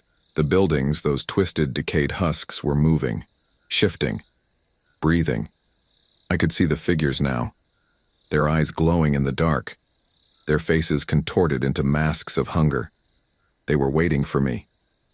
And behind them, something far worse was taking shape, a shape that I could only feel, only sense, because whenever I looked directly at it, it vanished. But I knew that it was there, looming, massive, something that defied the laws of nature. And it was waiting, just for me. I've been driving ever since. I don't know how long it's been. I don't know if I'm still alive or if I'm already lost, swallowed up by whatever forces haunt these roads. All I know is that the truck, Betty, is still with me. The road is still there, stretching endlessly into the fog, but there's no escape. And I can feel it deep in my bones. It's getting closer. I don't know what's going to happen. But I don't think I'll be driving alone for much longer. The road doesn't end, it just takes. The road stretched endlessly in front of me, but the eerie sense of familiarity had grown stronger, like I had been here before, perhaps many times. I kept my hands on the wheel, feeling the vibrations of Betty's engine beneath my fingertips. The weight of the silence was oppressive, a constant reminder that I wasn't alone, even though I couldn't see what was watching me. The fog, thick and suffocating, crawled over the highway, creeping in through every crack in the truck's cabin. It was as if the very air had become alive, bending to the whims of whatever force controlled this place. My breath came out in slow, deliberate puffs, each one misting up the windshield, but it didn't seem to clear. The fog was always there, always clouding my vision, hiding the truth. I couldn't remember the last time I had seen the sun, or was it the moon? Time had lost its meaning and everything felt like a distorted dream that I couldn't wake up from. The truck had been moving on its own, guiding me down this impossible path. I had tried to steer away, to force it to turn, around, but each time the wheel slipped from my grasp only to return me to the same dark highway. The figures, those shapes that had once been people, still lingered at the edge of my vision, watching. They were always there, always waiting for me to acknowledge them. Their hollow eyes, always watching, always empty, burned into the back of my mind like a permanent scar. The fog shifted, and I could see them more clearly now, standing just out of reach, their twisted limbs stretching toward the truck as if they were beckoning me to join them. And then the voice came again. "You're getting closer." It whispered like a caress, soft and cruel, wrapping around my mind like an invisible chain. I had no idea where it was coming from, whether it was the radio or something deeper, something more insidious that came from within me. But it was undeniable. The voice knew me, knew my thoughts. It seemed to feed off my fear, growing stronger each time it spoke. "You can't escape." I gripped the wheel tighter, my knuckles turning white. My pulse quickened, pounding in my ears as I stared into the swirling mist ahead. The truck's headlights barely cut through the fog anymore, casting long, sickly shadows that seemed to stretch and twist unnaturally. The road had changed, but I couldn't place how. Something about the way the pavement cracked, the way it seemed to pulse beneath the truck. It wasn't right. The figures were closer now, their skeletal hands reaching out as if they wanted to pull me into the fog with them, to drag me into whatever nightmare they were part of. They were moving faster now, their heads jerking unnaturally, like marionettes controlled by an unseen hand. I could hear their whispers, distant but growing louder, like a chorus of voices, all overlapping each other in a maddening cacophony. "You belong here." I shook my head violently, trying to shake the words from my mind, but they clung to me, sinking deep into my thoughts, making me feel like I was suffocating. I couldn't tell how long it had been since I last saw the town, the one I thought I'd escaped. I couldn't even remember the name of it anymore, but the images haunted me. The broken buildings, the twisted faces of those things. They still haunted me, like shadows at the edges of my consciousness. No matter how far I drove, they followed, crawling through my mind, always waiting, always watching. Suddenly I saw something up ahead, a break in the fog, a patch of open road, empty and clear. For the first time in what felt like forever, I felt a flicker of hope. The road ahead seemed to open up, wide and unbroken. My heart raced as I slammed my foot on the gas, eager to escape whatever this was. Maybe, just maybe, I could outrun it. But as I sped down the road, the ground began to tremble beneath me. The fog thickened again, this time more rapidly, and the road began to distort, bending in ways that defied logic. The asphalt cracked and buckled, as if the very earth itself was rejecting my presence, trying to push me back into the fog. I gritted my teeth, my hands shaking as I tried to maintain control of Betty, but it was impossible. The truck was sliding, drifting toward the edge of the road, the tires screeching as they lost grip on the cracked pavement. And then, just when I thought I was going to lose it completely, I saw it. The town. It was there, in the distance, waiting for me. The buildings that had once been broken and abandoned were now standing tall, but they weren't the same. They were alive, pulsing, shifting with an unnatural energy, as though they were made of flesh instead of stone. The figures that had haunted me for so long were there, standing at the edges of the town, their eyes glowing in the dark. And, standing in the center of the town, towering over everything, was something I could barely comprehend. A creature, a monstrosity. Its form was ever-changing, constantly shifting like liquid, as if it were made of the very fog itself.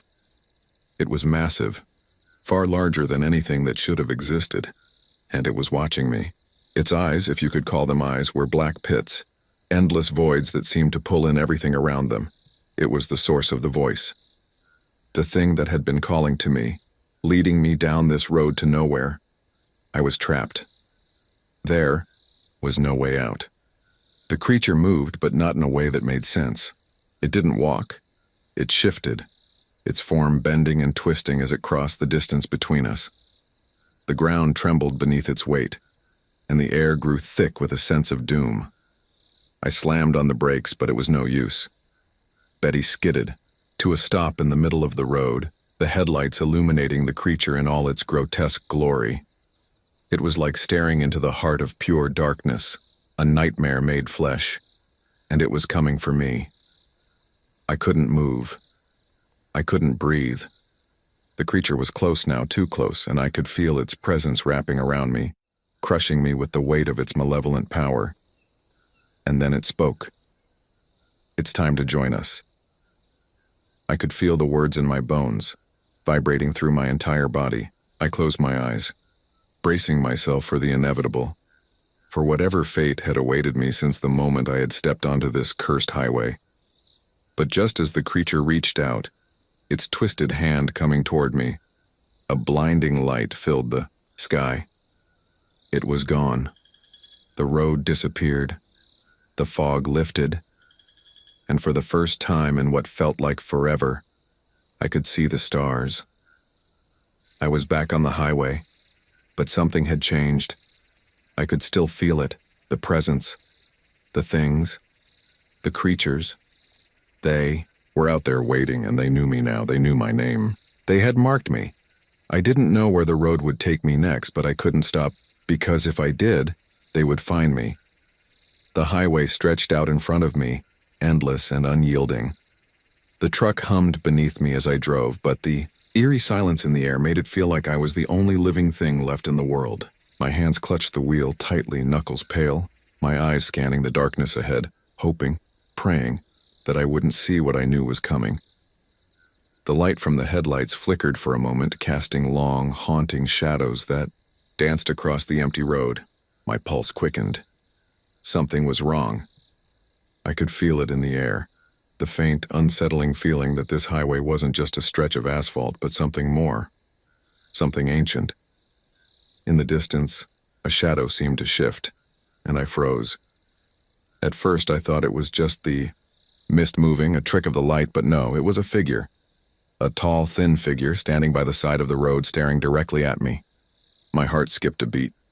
I gripped the wheel harder, pressing my foot down on the gas, but the figure didn't move. It just stood there, watching me approach. As I got closer, the details became clearer. Pale skin, tattered clothes, and eyes that reflected the faintest glimmer of the truck's headlights. I slammed on the brakes. The truck screeched to a halt, the tires skidding on the wet road, but the figure didn't flinch. It didn't even blink. It just continued to watch. I could feel the air around me grow colder, the temperature dropping as if the world itself was freezing. The figure took a slow step forward, and I froze in place, my breath catching in my throat. I wanted to drive away, to speed off into the night and leave this madness behind, but my body wouldn't respond. It was as if I was rooted to the spot, caught in some unbreakable spell. The figure's mouth parted slightly and a voice, low and distorted, emerged from it. The words were barely audible, like they were being carried by the wind, but I could hear them all the same. You should have stayed off this road. The hairs on the back of my neck stood up. The voice wasn't human. It was a whisper, a hiss, something ancient and cursed. My hands trembled as I fumbled with the gear shift, trying to get the truck moving again, but it was no use. The engine sputtered, as if it too was caught in some otherworldly grip. I could hear it then, the sound of footsteps, slow, deliberate, each one closer than the last. The figure was walking toward me, its eyes fixed on mine, and I could feel the weight of its gaze, pressing down on me like a heavy blanket. It reached the edge of the truck and I could hear its breath, ragged and shallow, as though it had been waiting for this moment for a long time. I wanted to scream. I wanted to run. But all I could do was sit there, frozen in place, my eyes locked with those of the creature. The fog thickened around us, swallowing the world whole, leaving nothing but the oppressive presence of the figure and the darkness. The voice came again, louder now, and this time it was unmistakable. You're too late. The world around me seemed to warp, the road stretching and bending in impossible directions. The figure's face twisted into something grotesque, its eyes no longer just reflecting light but glowing with an unnatural fire, burning into my very soul. I could feel my heart pounding in my chest, a frantic rhythm that seemed to echo through the fog, the only sound in the world. The truck shuddered beneath me as if something was pulling at it from all directions. The air itself was thick with a presence, something ancient and wrong, something that had been waiting for me all this time. I could see the world shifting around me, the mist creeping closer, engulfing everything, until there was nothing left but the figure in me, trapped in the never-ending stretch of highway. I tried to open the door to escape, but my hands were numb. My body wouldn't respond.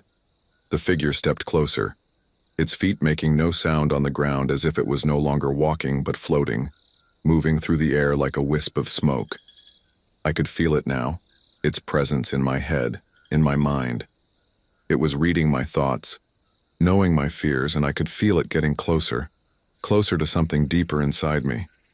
I closed my eyes, trying to block it out, but that only made it worse. The sound of the figure's voice, its presence, grew louder, more insistent, until it was all I could hear, all I could feel. I wanted to scream, to fight back, but no sound escaped me. I was paralyzed, trapped in this nightmare, and I knew deep down that there was no way out.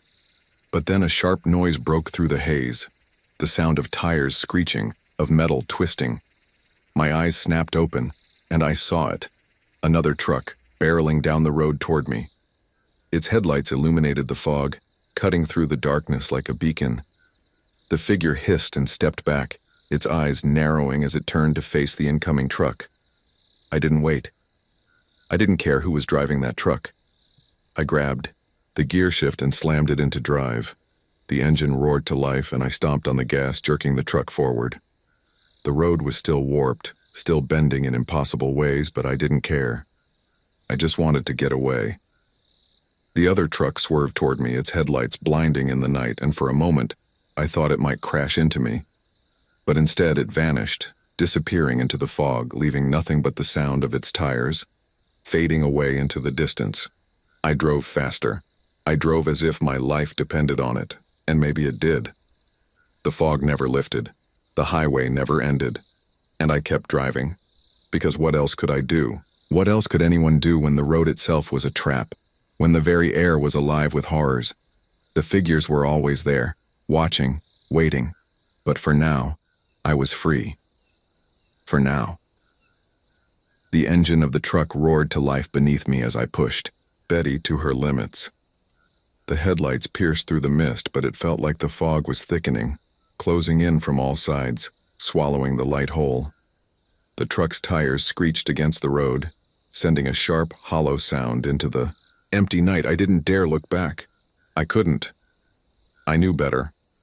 Every mile seemed to stretch out longer than the last, the road folding in on itself like it was leading me deeper into something far worse than I could comprehend. I tried to focus on the road, but the darkness seemed to be alive, shifting, twisting, just out of sight, waiting for me to make the slightest mistake. And then it happened. A sudden jolt. A bump in the road. I gritted my teeth, my grip tightening on the steering wheel as the truck lurched forward. It felt like something had grabbed hold of the back of the truck, something strong and relentless. The engine sputtered for a second, and then just as suddenly everything went quiet. I stopped the truck, heart racing, hands clammy. The radio crackled to life with a burst of static, followed by a low, distorted voice. "Don't stop." I froze, staring at the radio like it had just spoken in a language I didn't understand. My throat tightened. That voice, it was the same one I'd heard before, the one that warned me to stay on the road. And now it was telling me not to stop. I didn't know what was worse, the voice or the fact that I had stopped to listen to it. I didn't have a choice. I pressed the gas pedal slowly at first, and the truck crept forward. But now there was a strange pressure in the air, something pressing down, suffocating. The fog was heavier than before, swirling in thick, dense clouds that seemed to have no end. I could barely see anything through the windshield, but I could feel something following me, that sense of being watched again, the creeping, unsettling sensation that no matter how fast I drove, something was always just behind me. I kept going, and then I saw it, a shadow in the distance. I wasn't sure what it was at first, but as I drew closer, the shape became clearer. It was a figure, standing motionless in the middle of the road, bathed in the pale glow of my headlights. My heart skipped a beat and I slammed on the brakes, the truck screeching to a halt just a few feet from the figure. It was like all the air had been sucked from the world. My breath hitched in my chest. The figure was tall, impossibly tall, and as it slowly turned its head to face me, I saw its eyes. Dark, hollow pits of blackness that seemed to pull the light out of the air. I couldn't move. I wanted to scream, to run, but I was paralyzed. The figure stood completely still, as if it was waiting for something. I stared into its eyes, and for a brief moment I saw something flicker in the darkness. A memory, a fleeting image. But it was gone before I could grasp it. Then, the figure opened its mouth, and the voice that came from it was so low, so guttural, that it didn't seem to belong to any human. "You can't leave." The words echoed in my mind, reverberating like a drumbeat. My pulse quickened. I could feel the weight of those words pressing down on me, sinking deep into my bones. I knew then, this wasn't just a nightmare. This was real. Whatever this thing was, whatever this place was, it wasn't going to let me leave. The figure stepped forward, its movements jerky, unnatural. It wasn't walking. It was gliding, like it was floating above the ground, its eyes never leaving mine. I felt a sudden wave of panic, my instincts screaming at me to drive, to get away, but the truck refused to move. The engine sputtered and groaned, as if it too was caught in this twisted world. I tried again, my hands shaking as I turned. The key in the ignition, but it was no use. The truck was dead, and then I saw it, another figure, then another. They emerged from the mist, stepping out of the shadows, their faces obscured by dark hoods. Their movements were synchronized, unnervingly so, as if they were part of some ritual. I wanted to scream. I wanted to beg for mercy. But nothing came out. The first figure raised its hand slowly, and the air around me seemed to bend. warping and distorting as if reality itself was unraveling. I could feel something pulling at me, a force stronger than anything I'd ever experienced. My body was being tugged, dragged toward them. My heart pounded in my chest, my breath coming in ragged gasps as I fought against it. But it was no use. The figure spoke again, its voice reverberating in my skull. It's too late to turn back now. And in that moment, I understood. I had driven into something far beyond my comprehension, far beyond the road and the fog and the twisted figures. I had crossed into a place where time had no meaning, where reality had no hold, and the only thing that existed was the hunger of the road itself.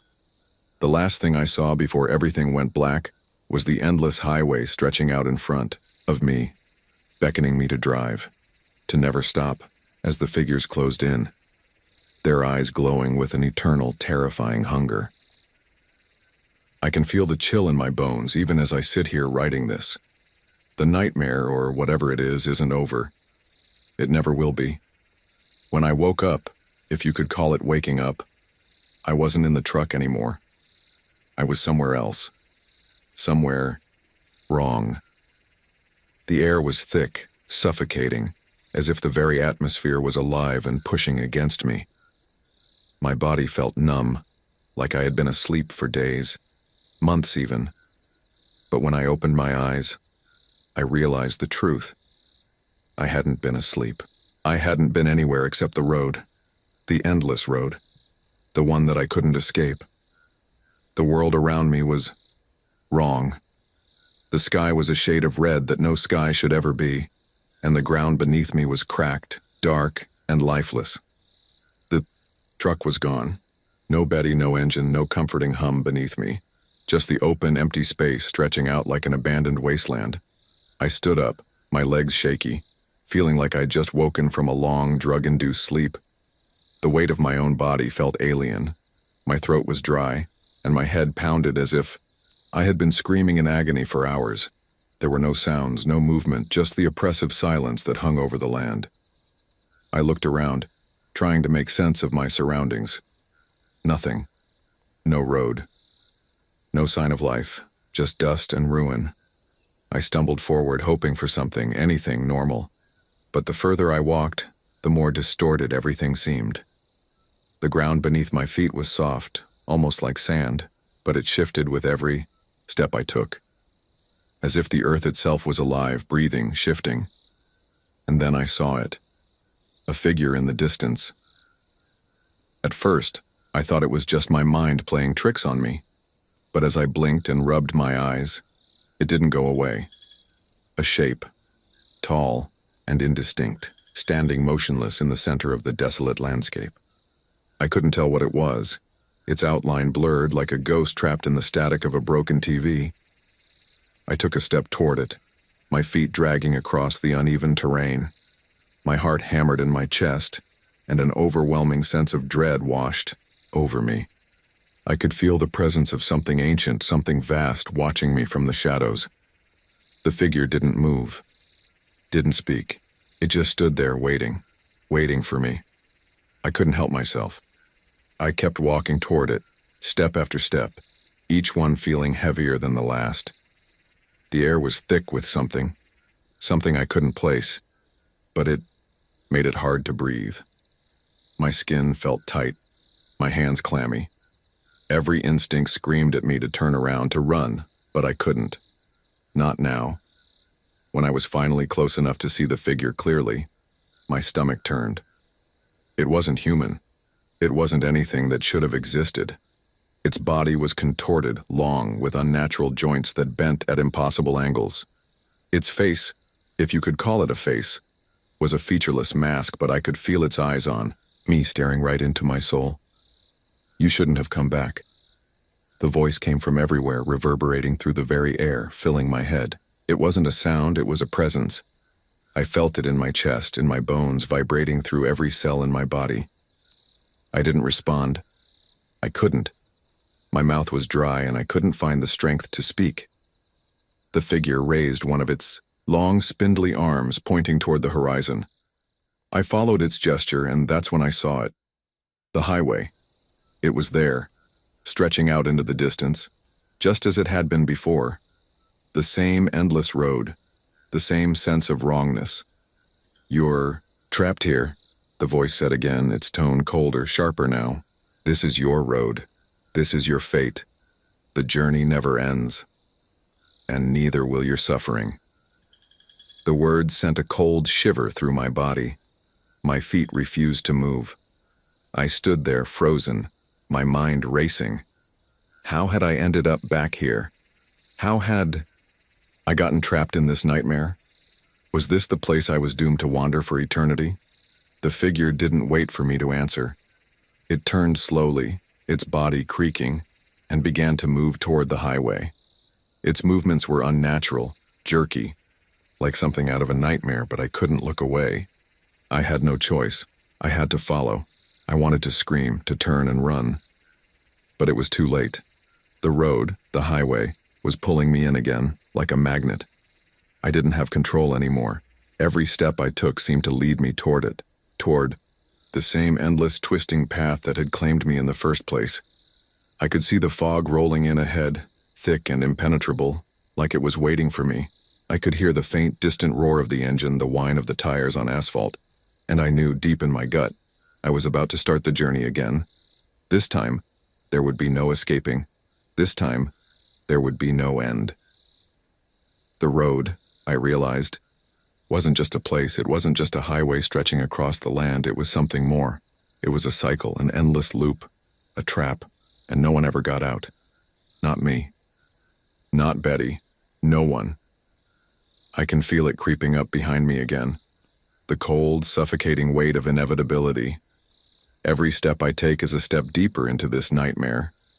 There's no escaping it. Not anymore. I'm still here. Still in the same place. Trapped on this cursed highway. Every time I think I'm free, every time I think I can escape, something drags me back. I thought I could break the cycle, but I've learned the hard way that this place doesn't let go. The fog thickens, swirling around me like a living thing, and the road stretches out in front of me, impossibly long, endlessly winding. The headlights of Betty, the truck that once carried me forward, are gone. The truck, the engine, everything that had once been my anchor, my companion. It's all disappeared, swallowed up by the darkness. I'm alone now, completely alone. And I can't stop walking. The figures are always there, somewhere in the mist, waiting, watching. They don't move, they don't speak. But I feel them, their presence, like a weight pressing down on me. Sometimes I hear their whispers, low and guttural, words I can't quite understand, but I know they're speaking to me. Or maybe they're speaking about me. Maybe I've become just another part of the road, another ghost trapped in this endless cycle. Every now and then, I hear something else too, a low hum, almost imperceptible, coming from the ground beneath me. It's a vibration that I can feel in my bones, a constant reminder that I'm not truly alone in this place. There's something else here, something far older, far more malevolent than anything I've ever encountered before. I can't explain what it is, I can't explain how I know it's there, but I do. And it's watching me. I've seen it too. It wasn't just the figures in the mist. No. There's something more. Something worse. Something that moves in the darkness. A shape, large and formless, always just out of sight. It's the feeling of something creeping just beyond the edge of my vision. The sound of something slithering across the ground, always just out of reach. I don't know if it's real, or if it's just my mind breaking, but I'm starting to think it's something that doesn't belong in this world at all. Something from beyond the edges of reality, something that should never have been allowed to exist. And now it knows I'm here. I've seen it coming closer.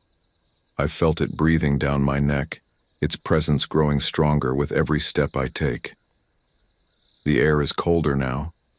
The ground beneath me shakes with every footfall, as though the very earth itself is being torn apart piece by piece. I think it's trying to pull me down. I think it's trying to drag me under. I wish I could scream. I wish I could shout for help, for anything, to break this cycle, but I can't. My voice is gone. My body is a shell, a puppet strung up by invisible strings. I try to run, but the road never ends. The fog never lifts. And the figures, they never leave. They're always there, standing in the distance, just beyond the reach of the headlights. Their eyes glow faintly, and I can feel them watching, waiting for me to slip. I stumble forward, my breath ragged in my throat. My legs are giving out beneath me, but I keep moving. I have to keep moving. Then I see it. A light. A soft, flickering glow in the distance, cutting through the thick fog. It's a beacon, a promise of something, of escape, of an end to this torment. I push myself harder, forcing my legs to carry me toward it. The light gets brighter the closer I get.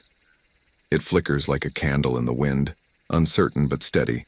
I don't care what it is, I don't care if it's real, I just need something, anything different. The figures don't follow me. They stay back. Their eyes burn with intensity, but they don't move. Not this time. This time they let me go. I reach the light, my chest heaving as I collapse at the edge of it, and for a brief moment, I think it's over. I think I've finally found my way out. But then it flickers. The light dims, and the darkness swallows it whole. The ground beneath me shifts again, a low rumble echoing through the air. The road, the endless road, rises up before me, stretching out into the void. The fog closes in, thick and suffocating, until I can't see anything beyond the outline of the road. And then I hear it. That low hum, that sound that starts from deep within the earth. It's louder now, louder than ever. A sound that feels like it's coming from the very core of the world itself. I turn, but there's nothing behind me. Only more road, more fog, more emptiness. But I can feel it. I can feel it coming. And there's no escape. I'm trapped on this road forever. It feels like time has stopped. Or maybe it's always been stopped. Maybe I've never left this place. Maybe I've been here for years, 1,000 years, a never-ending nightmare that keeps looping in on itself. The world around me is still, the same, shapeless, endless, filled with that gnawing darkness. The figures are there again, farther away this time, but I can still feel them. Their eyes burn like tiny embers, glowing softly in the murk. It's not enough for them to simply watch me anymore. Now they want more. They want to pull me in, to swallow me whole. I know, deep down, that the light I saw, the one that I ran toward, wasn't meant for me. It wasn't meant for anyone. It was a trick, another illusion designed to lure me deeper into the trap. I wish I could stop walking. I wish I could just lay down and rest, but I can't. My body moves on its own. My legs ache, my feet blister, but still, I keep going. It's like some invisible force is pushing me forward, urging me to keep moving even though I know I don't want to.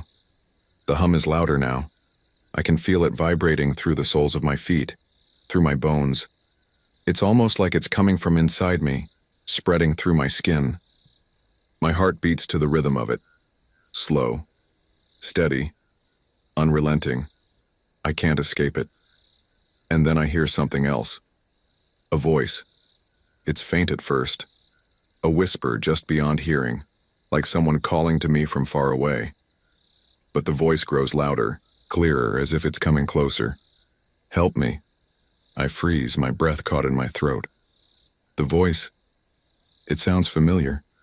It sounds like someone I know. But I can't place it. It's distant, like an echo of something lost. I look around, trying to find the source, but the fog is too thick. The shadows are too dark. Help me. The voice calls again, more urgent now, more pleading. My heart races. I can't ignore. But I can't just leave it. I have to help. I have to find out who it is. But the figures move closer now, their twisted limbs reaching out toward me. Their faces are no longer featureless. They're distorted, contorted into grotesque masks, frozen in expressions of agony. The voice continues, closer now, and I know what I have to do. I have to follow it. Maybe if I follow the voice, I can find the escape that has eluded me for so long. I turn, but the figures are too close. One of them reaches out and grabs my arm, its fingers ice cold, its grip like iron. I try to pull away, but it's too strong. It yanks me toward it, its twisted face coming close to mine. Its mouth opens, revealing rows of sharp, jagged teeth. I can feel its breath, foul and rancid on my skin. I struggle, fighting against its grip, but the more I pull, the tighter it becomes. My heart pounds in my chest, and panic rises like bile in my throat. But then through the fog, I see it, a faint glow. The same light from before. The one that had vanished, leaving me trapped in the darkness. It's back again, flickering weakly, but it's enough. I can see it clearly now, just ahead. The voice, it's coming from there. I push against the figure, my strength fading, but I don't care. I don't have a choice. I have to get to that light. I have to reach it before I'm consumed by this nightmare.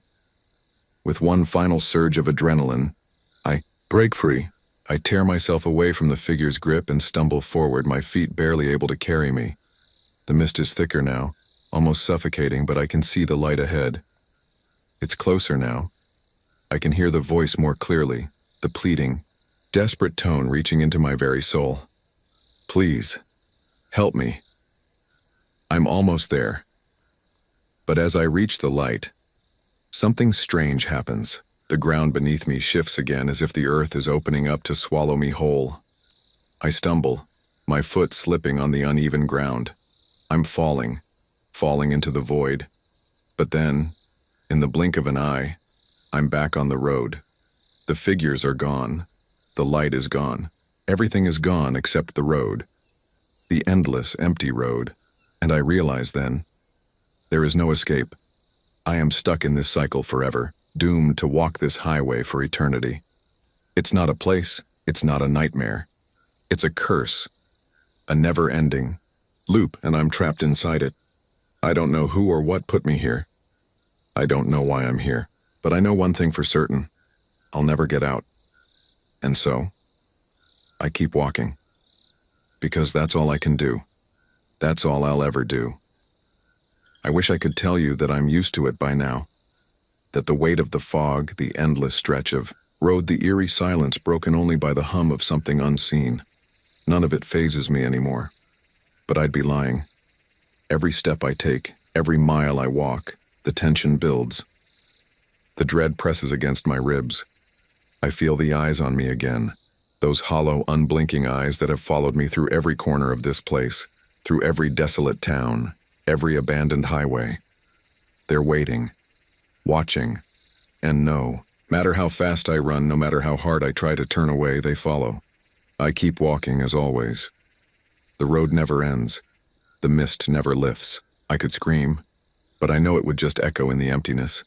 Lost among the sounds of the highway, the distant whispers of figures too far to touch but close enough to feel.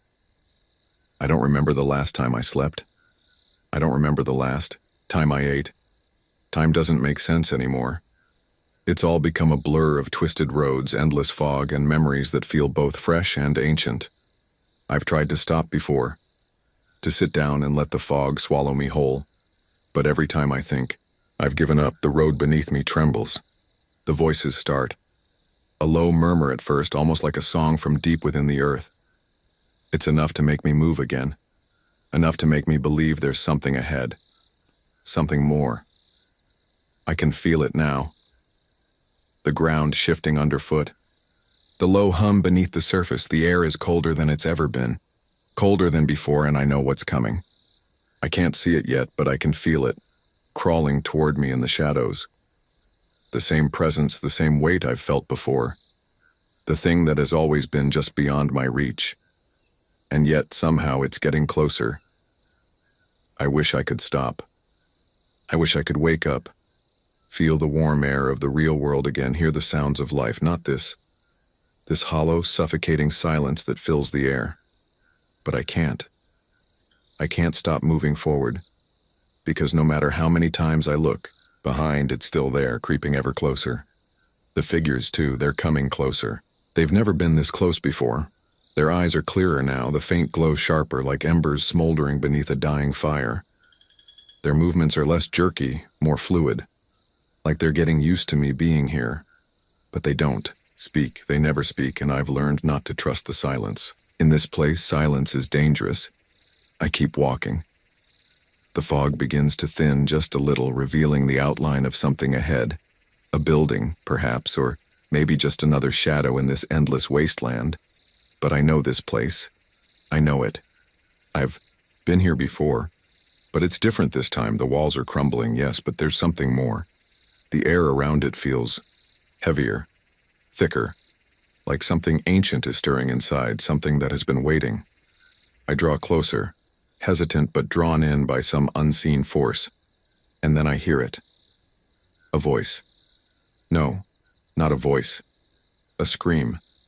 A tortured, animalistic scream, raw and primal, echoing off the broken walls of this place.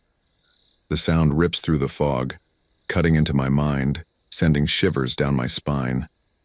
The scream grows louder, more desperate, more frantic. Help me! It's not a voice. It's the voice I've been hearing all along. The voice that's been following me. The one that's been calling me forward, urging me to keep walking. But now it's different. It's no longer distant. It's right here. I can't help myself. I turn toward the source of the scream, my heart pounding. The road beneath me trembles with every step I take, as if the ground itself is reacting to my every movement. The fog begins to clear completely now, and I see it. Figure crouched on the ground. Its body is twisted, contorted in ways that shouldn't be possible. It's not human anymore, not fully. Its limbs stretch in unnatural angles, and its skin is pale and slick, like it's been soaked in something cold and damp. And its eyes, they are wide and unblinking, glowing with that same eerie light, but they're not like the others. These eyes are filled with something different, something familiar. It's me.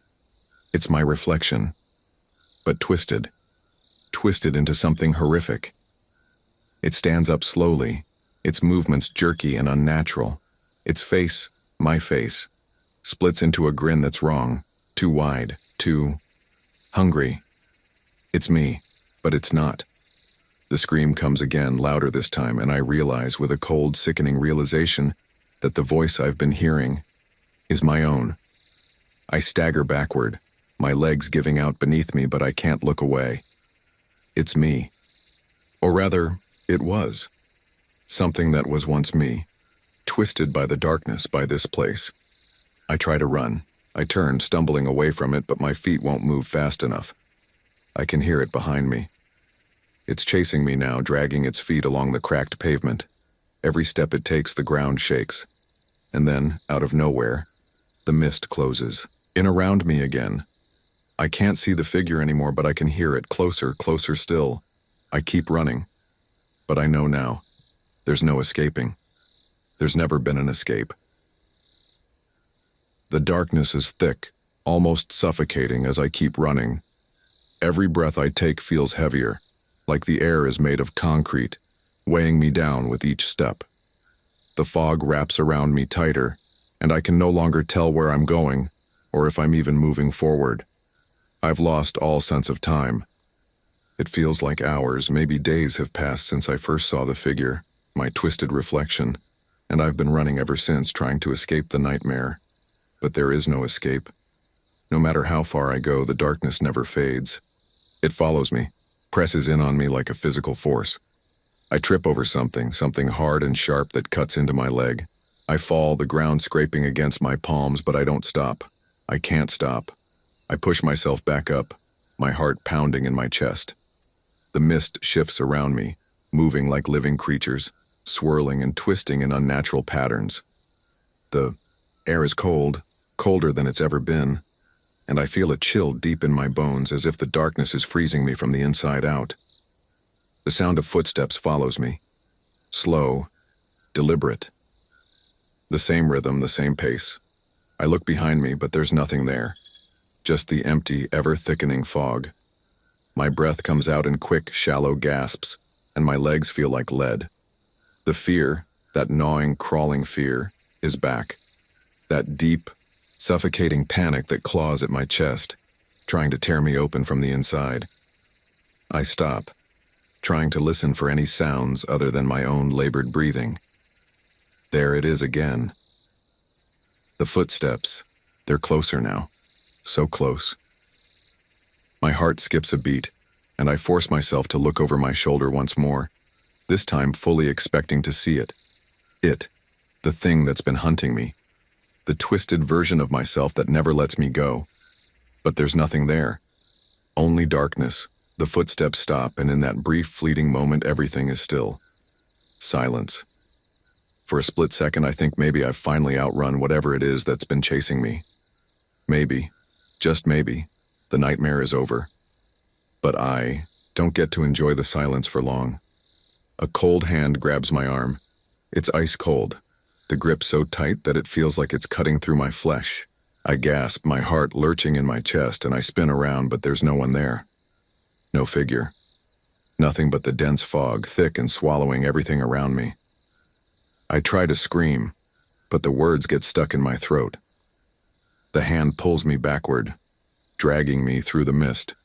My legs scrape against the cold pavement, unable to find purchase. I kick, thrash, trying to break free, but the grip is unyielding, its strength inhuman. I can hear the voice now, low and guttural, whispering in my ear. It's not my voice anymore, not entirely. It's distorted, twisted like an echo of a long-lost memory. Help me. It says a whisper in the fog, but now it's no longer a plea. It's a command, a demand, a promise of something that can never be undone. I struggle harder, but the hand pulls me closer. Closer to whatever waits for me in the depths of this nightmare. I can't escape, I can't breathe. My chest tightens as the air thickens around me, pressing in from all sides. Then a sound, a crack, sharp and sudden. The ground beneath me shifts again. I feel the earth tremble beneath my feet, and I know, something is changing. Something has awoken, and whatever it is, it's not going to let me go. I'm dragged across the ground, faster now, the cold hand pulling me deeper into the fog. I can feel the temperature dropping with every second, my skin going numb. The sound of movement is all around me now. The fog churns, swirling like a vortex, and I see shapes in the mist. Twisted figures, elongated bodies, their faces contorted, in eternal screams. They're moving toward me, not walking, gliding, floating. I try to scream, to beg for help, but my voice is lost in the fog. I look up, and I see it. The place where all this started. It's just ahead, barely visible, through the fog, but I can feel its presence. I know it. It's the highway, the one I've been running from, the one that's never let me leave. The figures crowd around me now, their eyes glowing faintly in the dark. They press in, forming a circle around me, closing in. I can hear their voices now, whispers chanting in a language I don't understand. It's not words. It's something deeper, something older.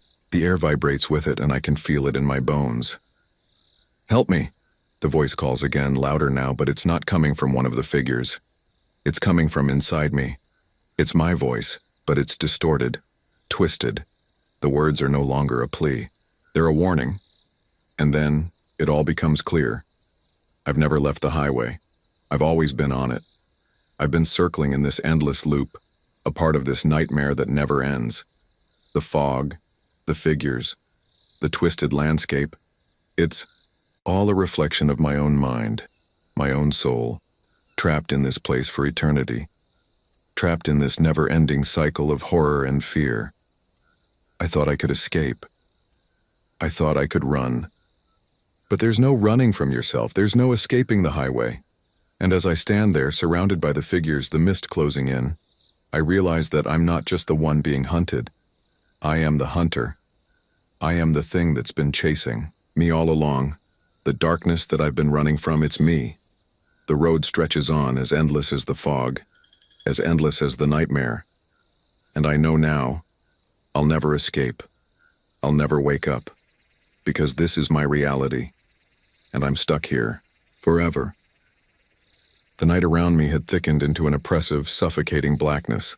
But as I stood there, in the center of that desolate, fog-bound town that no longer felt like a town, I realized that the darkness was no longer external. It was inside, me now, feeding on my fear, my despair. The fog had become my mind, twisting, warping, distorting everything. The figures moved closer, their eyes glowing, their bodies too long and too thin. Their faces were features I knew all too well. Reflections of my own face, my own fear mirrored back at me. They whispered something, but I couldn't understand it. It was an ancient language lost to time, but somehow it felt familiar, like a melody from a nightmare I'd been living my entire life. I wanted to run. My legs screamed for it. My instincts clawed at me, pushing me to flee. But where? Every direction led to the same place. Every path was the same. A loop, an endless loop. The figures stopped, just as suddenly as they had started their march toward me. They stood in a perfect circle around me, watching with their hollow, dead eyes. I could hear their whispers, this time clearer, though still unintelligible. Suddenly, I felt it, a cold hand on my shoulder. I spun around, my heart slamming in my chest, but there was nothing there. Just the suffocating fog.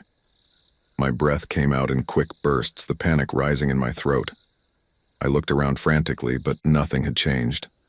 The highway stretched out in front of me just like it always did, endless, black and full of horrors I couldn't comprehend. I looked at the figures again, and this time one of them stepped forward, breaking the circle. The shape was familiar. Too familiar. It was like looking into a mirror, but a distorted version of myself. One whose face was twisted in anguish. Its skin was pale, and the eyes, those cold, empty eyes, stared at me with a mix of malice and pity. "You can never leave," it whispered. I shook my head, stepping backward. I couldn't breathe. My chest tightened as if the fog itself was pressing down on me, suffocating me.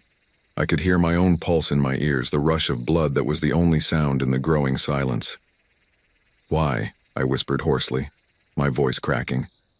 The figure tilted its head, a mockery of my own movements. "Because you are here now. You've always been here. This is your prison, your curse, your hell." My breath hitched. My mind reeled. I tried to run, but I couldn't.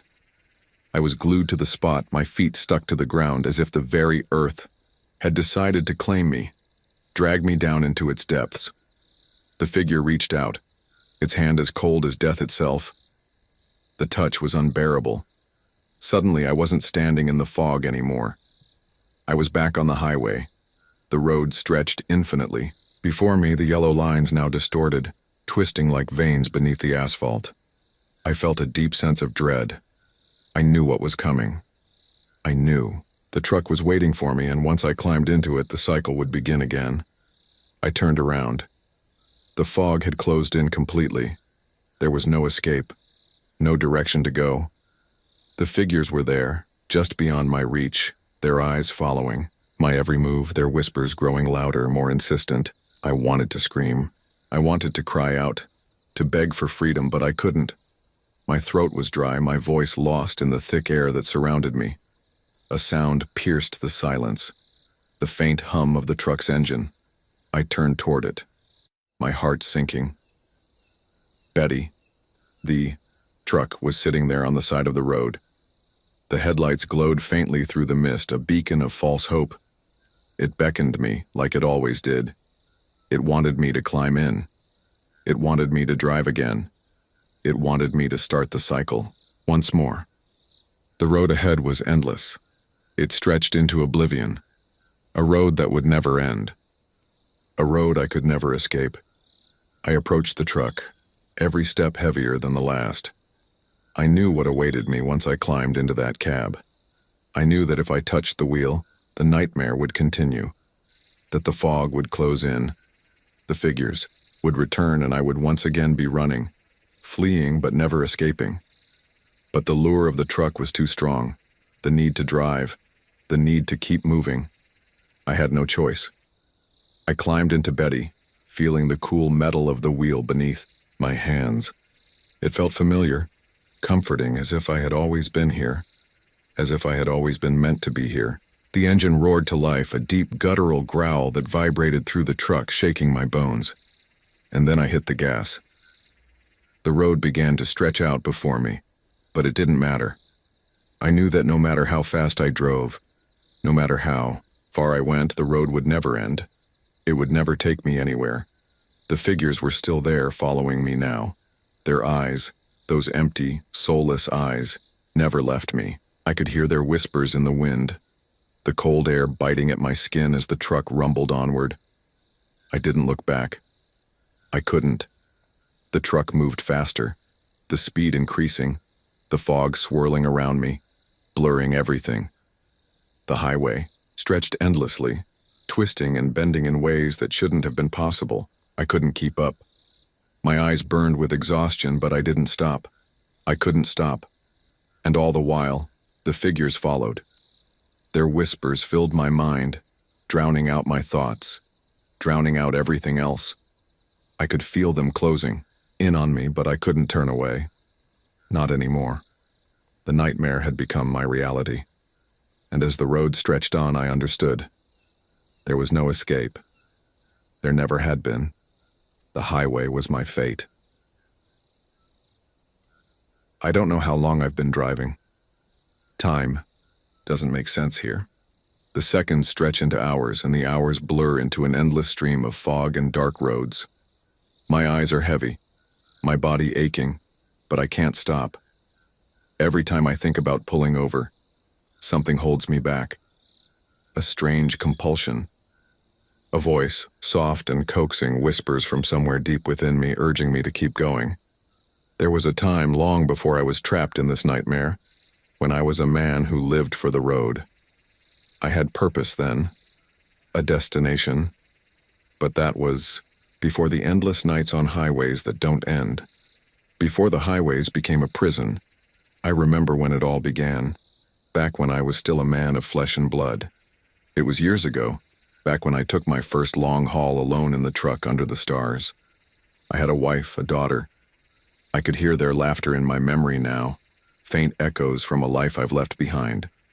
I told myself that it was just the work. Long nights, long drives, the hum of the engine.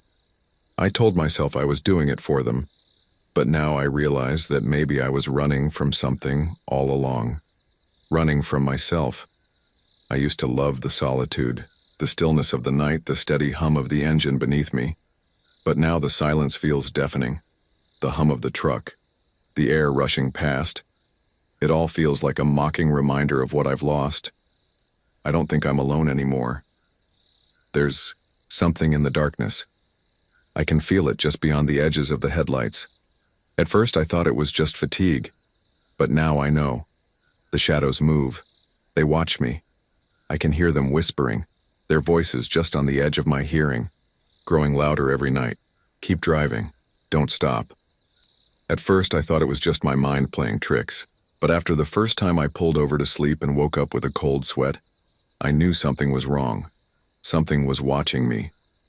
The truck felt different too, like it was alive.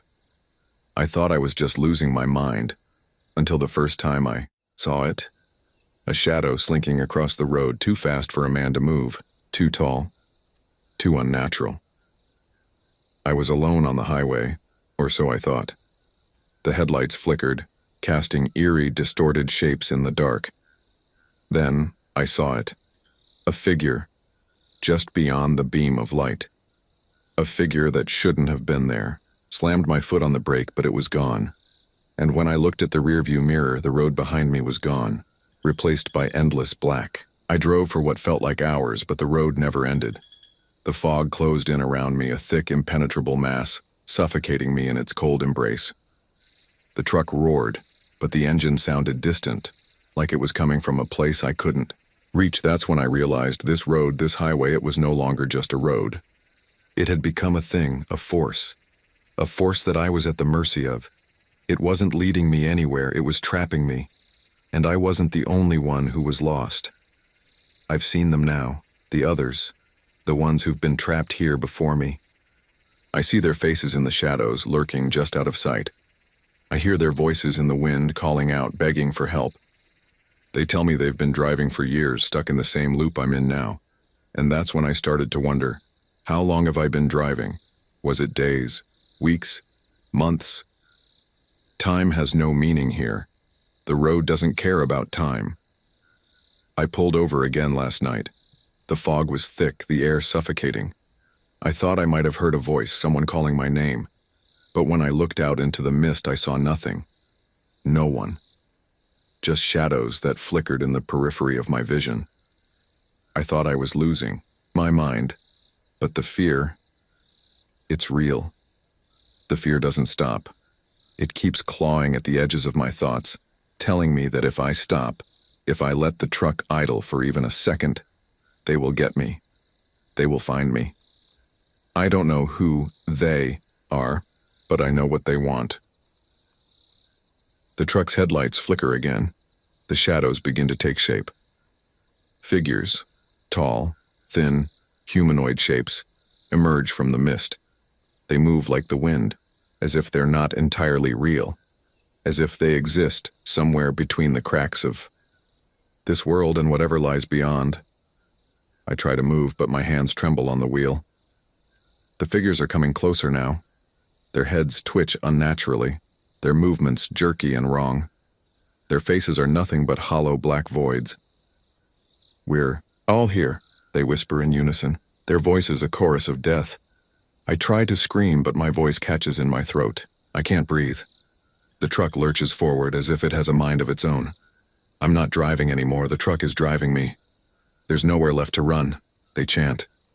"We've been waiting." And that's when I realized, this isn't just a truck. It's a prison, a cage, a vessel that holds the souls of the lost, the ones who thought they could escape, the ones who thought they could leave the highway. But no one leaves. I've been driving for so long I don't remember where I came from. I don't remember who I was before. All I know is that the fog is closing in. The figures are getting closer. I can hear them now. Their whispers a cold breath on the back of my neck. I have no choice. I'm not driving anymore. I'm being driven. The fog grows thick once more. The road stretches endlessly ahead. The truck hums beneath me, louder than it ever has, as if it knows what comes next. And there's no stopping now. I'm not sure how long it's been since I lost track of time. My mind is hazy now, as if something has clouded over my memories, erasing the boundaries of the world I once knew. The road has changed. It doesn't feel like a road anymore. It's just an endless stretch of dark nothingness, a void where everything that used to matter is now lost. The fog presses against the windshield, and in its murky depths, I see things, shapes, shadows, twisting, moving. But I don't look. I can't. Look, I just drive. I've been driving for what feels like an eternity, but the road still stretches on, never ending. Each mile feels like a century. Each second feels like an age. The figures, those things that have been following me, lurking in the edges of my vision, whispering in the wind, are closer now. I can hear their breaths, shallow, heavy, in the back of my mind. Their whispers are a constant hum, a low thrum that vibrates through my chest, the sound of inevitability. They say nothing new anymore, it's just a refrain repeating again and again like a chant. We're all here, we're waiting, you can't escape. I don't know why I keep driving. Something inside me tells me I don't have a choice anymore. The truck is no longer just a vehicle. It's part of the road, part of this nightmare. I see it now. An exit sign, glowing faintly in the distance. It's the only sign of something different, something real, but it doesn't make sense. The sign looks like it's been there forever, like it's been waiting for me to notice it. My mind tells me to ignore it, to keep going, but my hands are already turning the wheel. The road shifts beneath me, the tires of the truck screeching, as they catch on a surface that feels unfamiliar. Gravel, dirt. The truck jerks violently, but I don't stop. I can't stop. The exit pulls me forward and I have no power to resist. I drive through the sign. It's a mistake. The landscape changes immediately. The mist, the fog, it's gone. Instead, I'm surrounded by barren, cracked earth. There's no sign of life. The sky overhead is a deep, sickly red swirling with unnatural clouds. The sun is just a smear of orange hanging low in the sky, casting everything in a hellish glow. And then I see it. A road ahead. Straight, clear, but broken. Its surface is cracked, as if something enormous has torn through it, leaving jagged edges that seem to move, as if the road itself is alive, constantly shifting. The truck slows, then comes to a stop. I don't know what to do, but I don't get out, because there's nowhere to go. I can hear them now, the figures. They surround the truck, their whispers growing louder, closer. I can feel them pressing in, their presence suffocating. The air is thick with their voices. You're one of us now. The truth crashes over me like a tidal wave. I never stood a chance. There was never any escape. I've always been a part of this road, a part of whatever it is that exists in this place between places. I've been trapped from the beginning. The highway was never just a road. It was a bridge that led here, to this place where time doesn't matter, where the end never comes, where there's no escaping, only driving, forever. I realize with a horrifying clarity that I'm not alone. I never was. The shadows, the whispers, the figures, they are me. They are what I've become. They were waiting for me to understand. They were waiting for me to join them, and now I am one of them.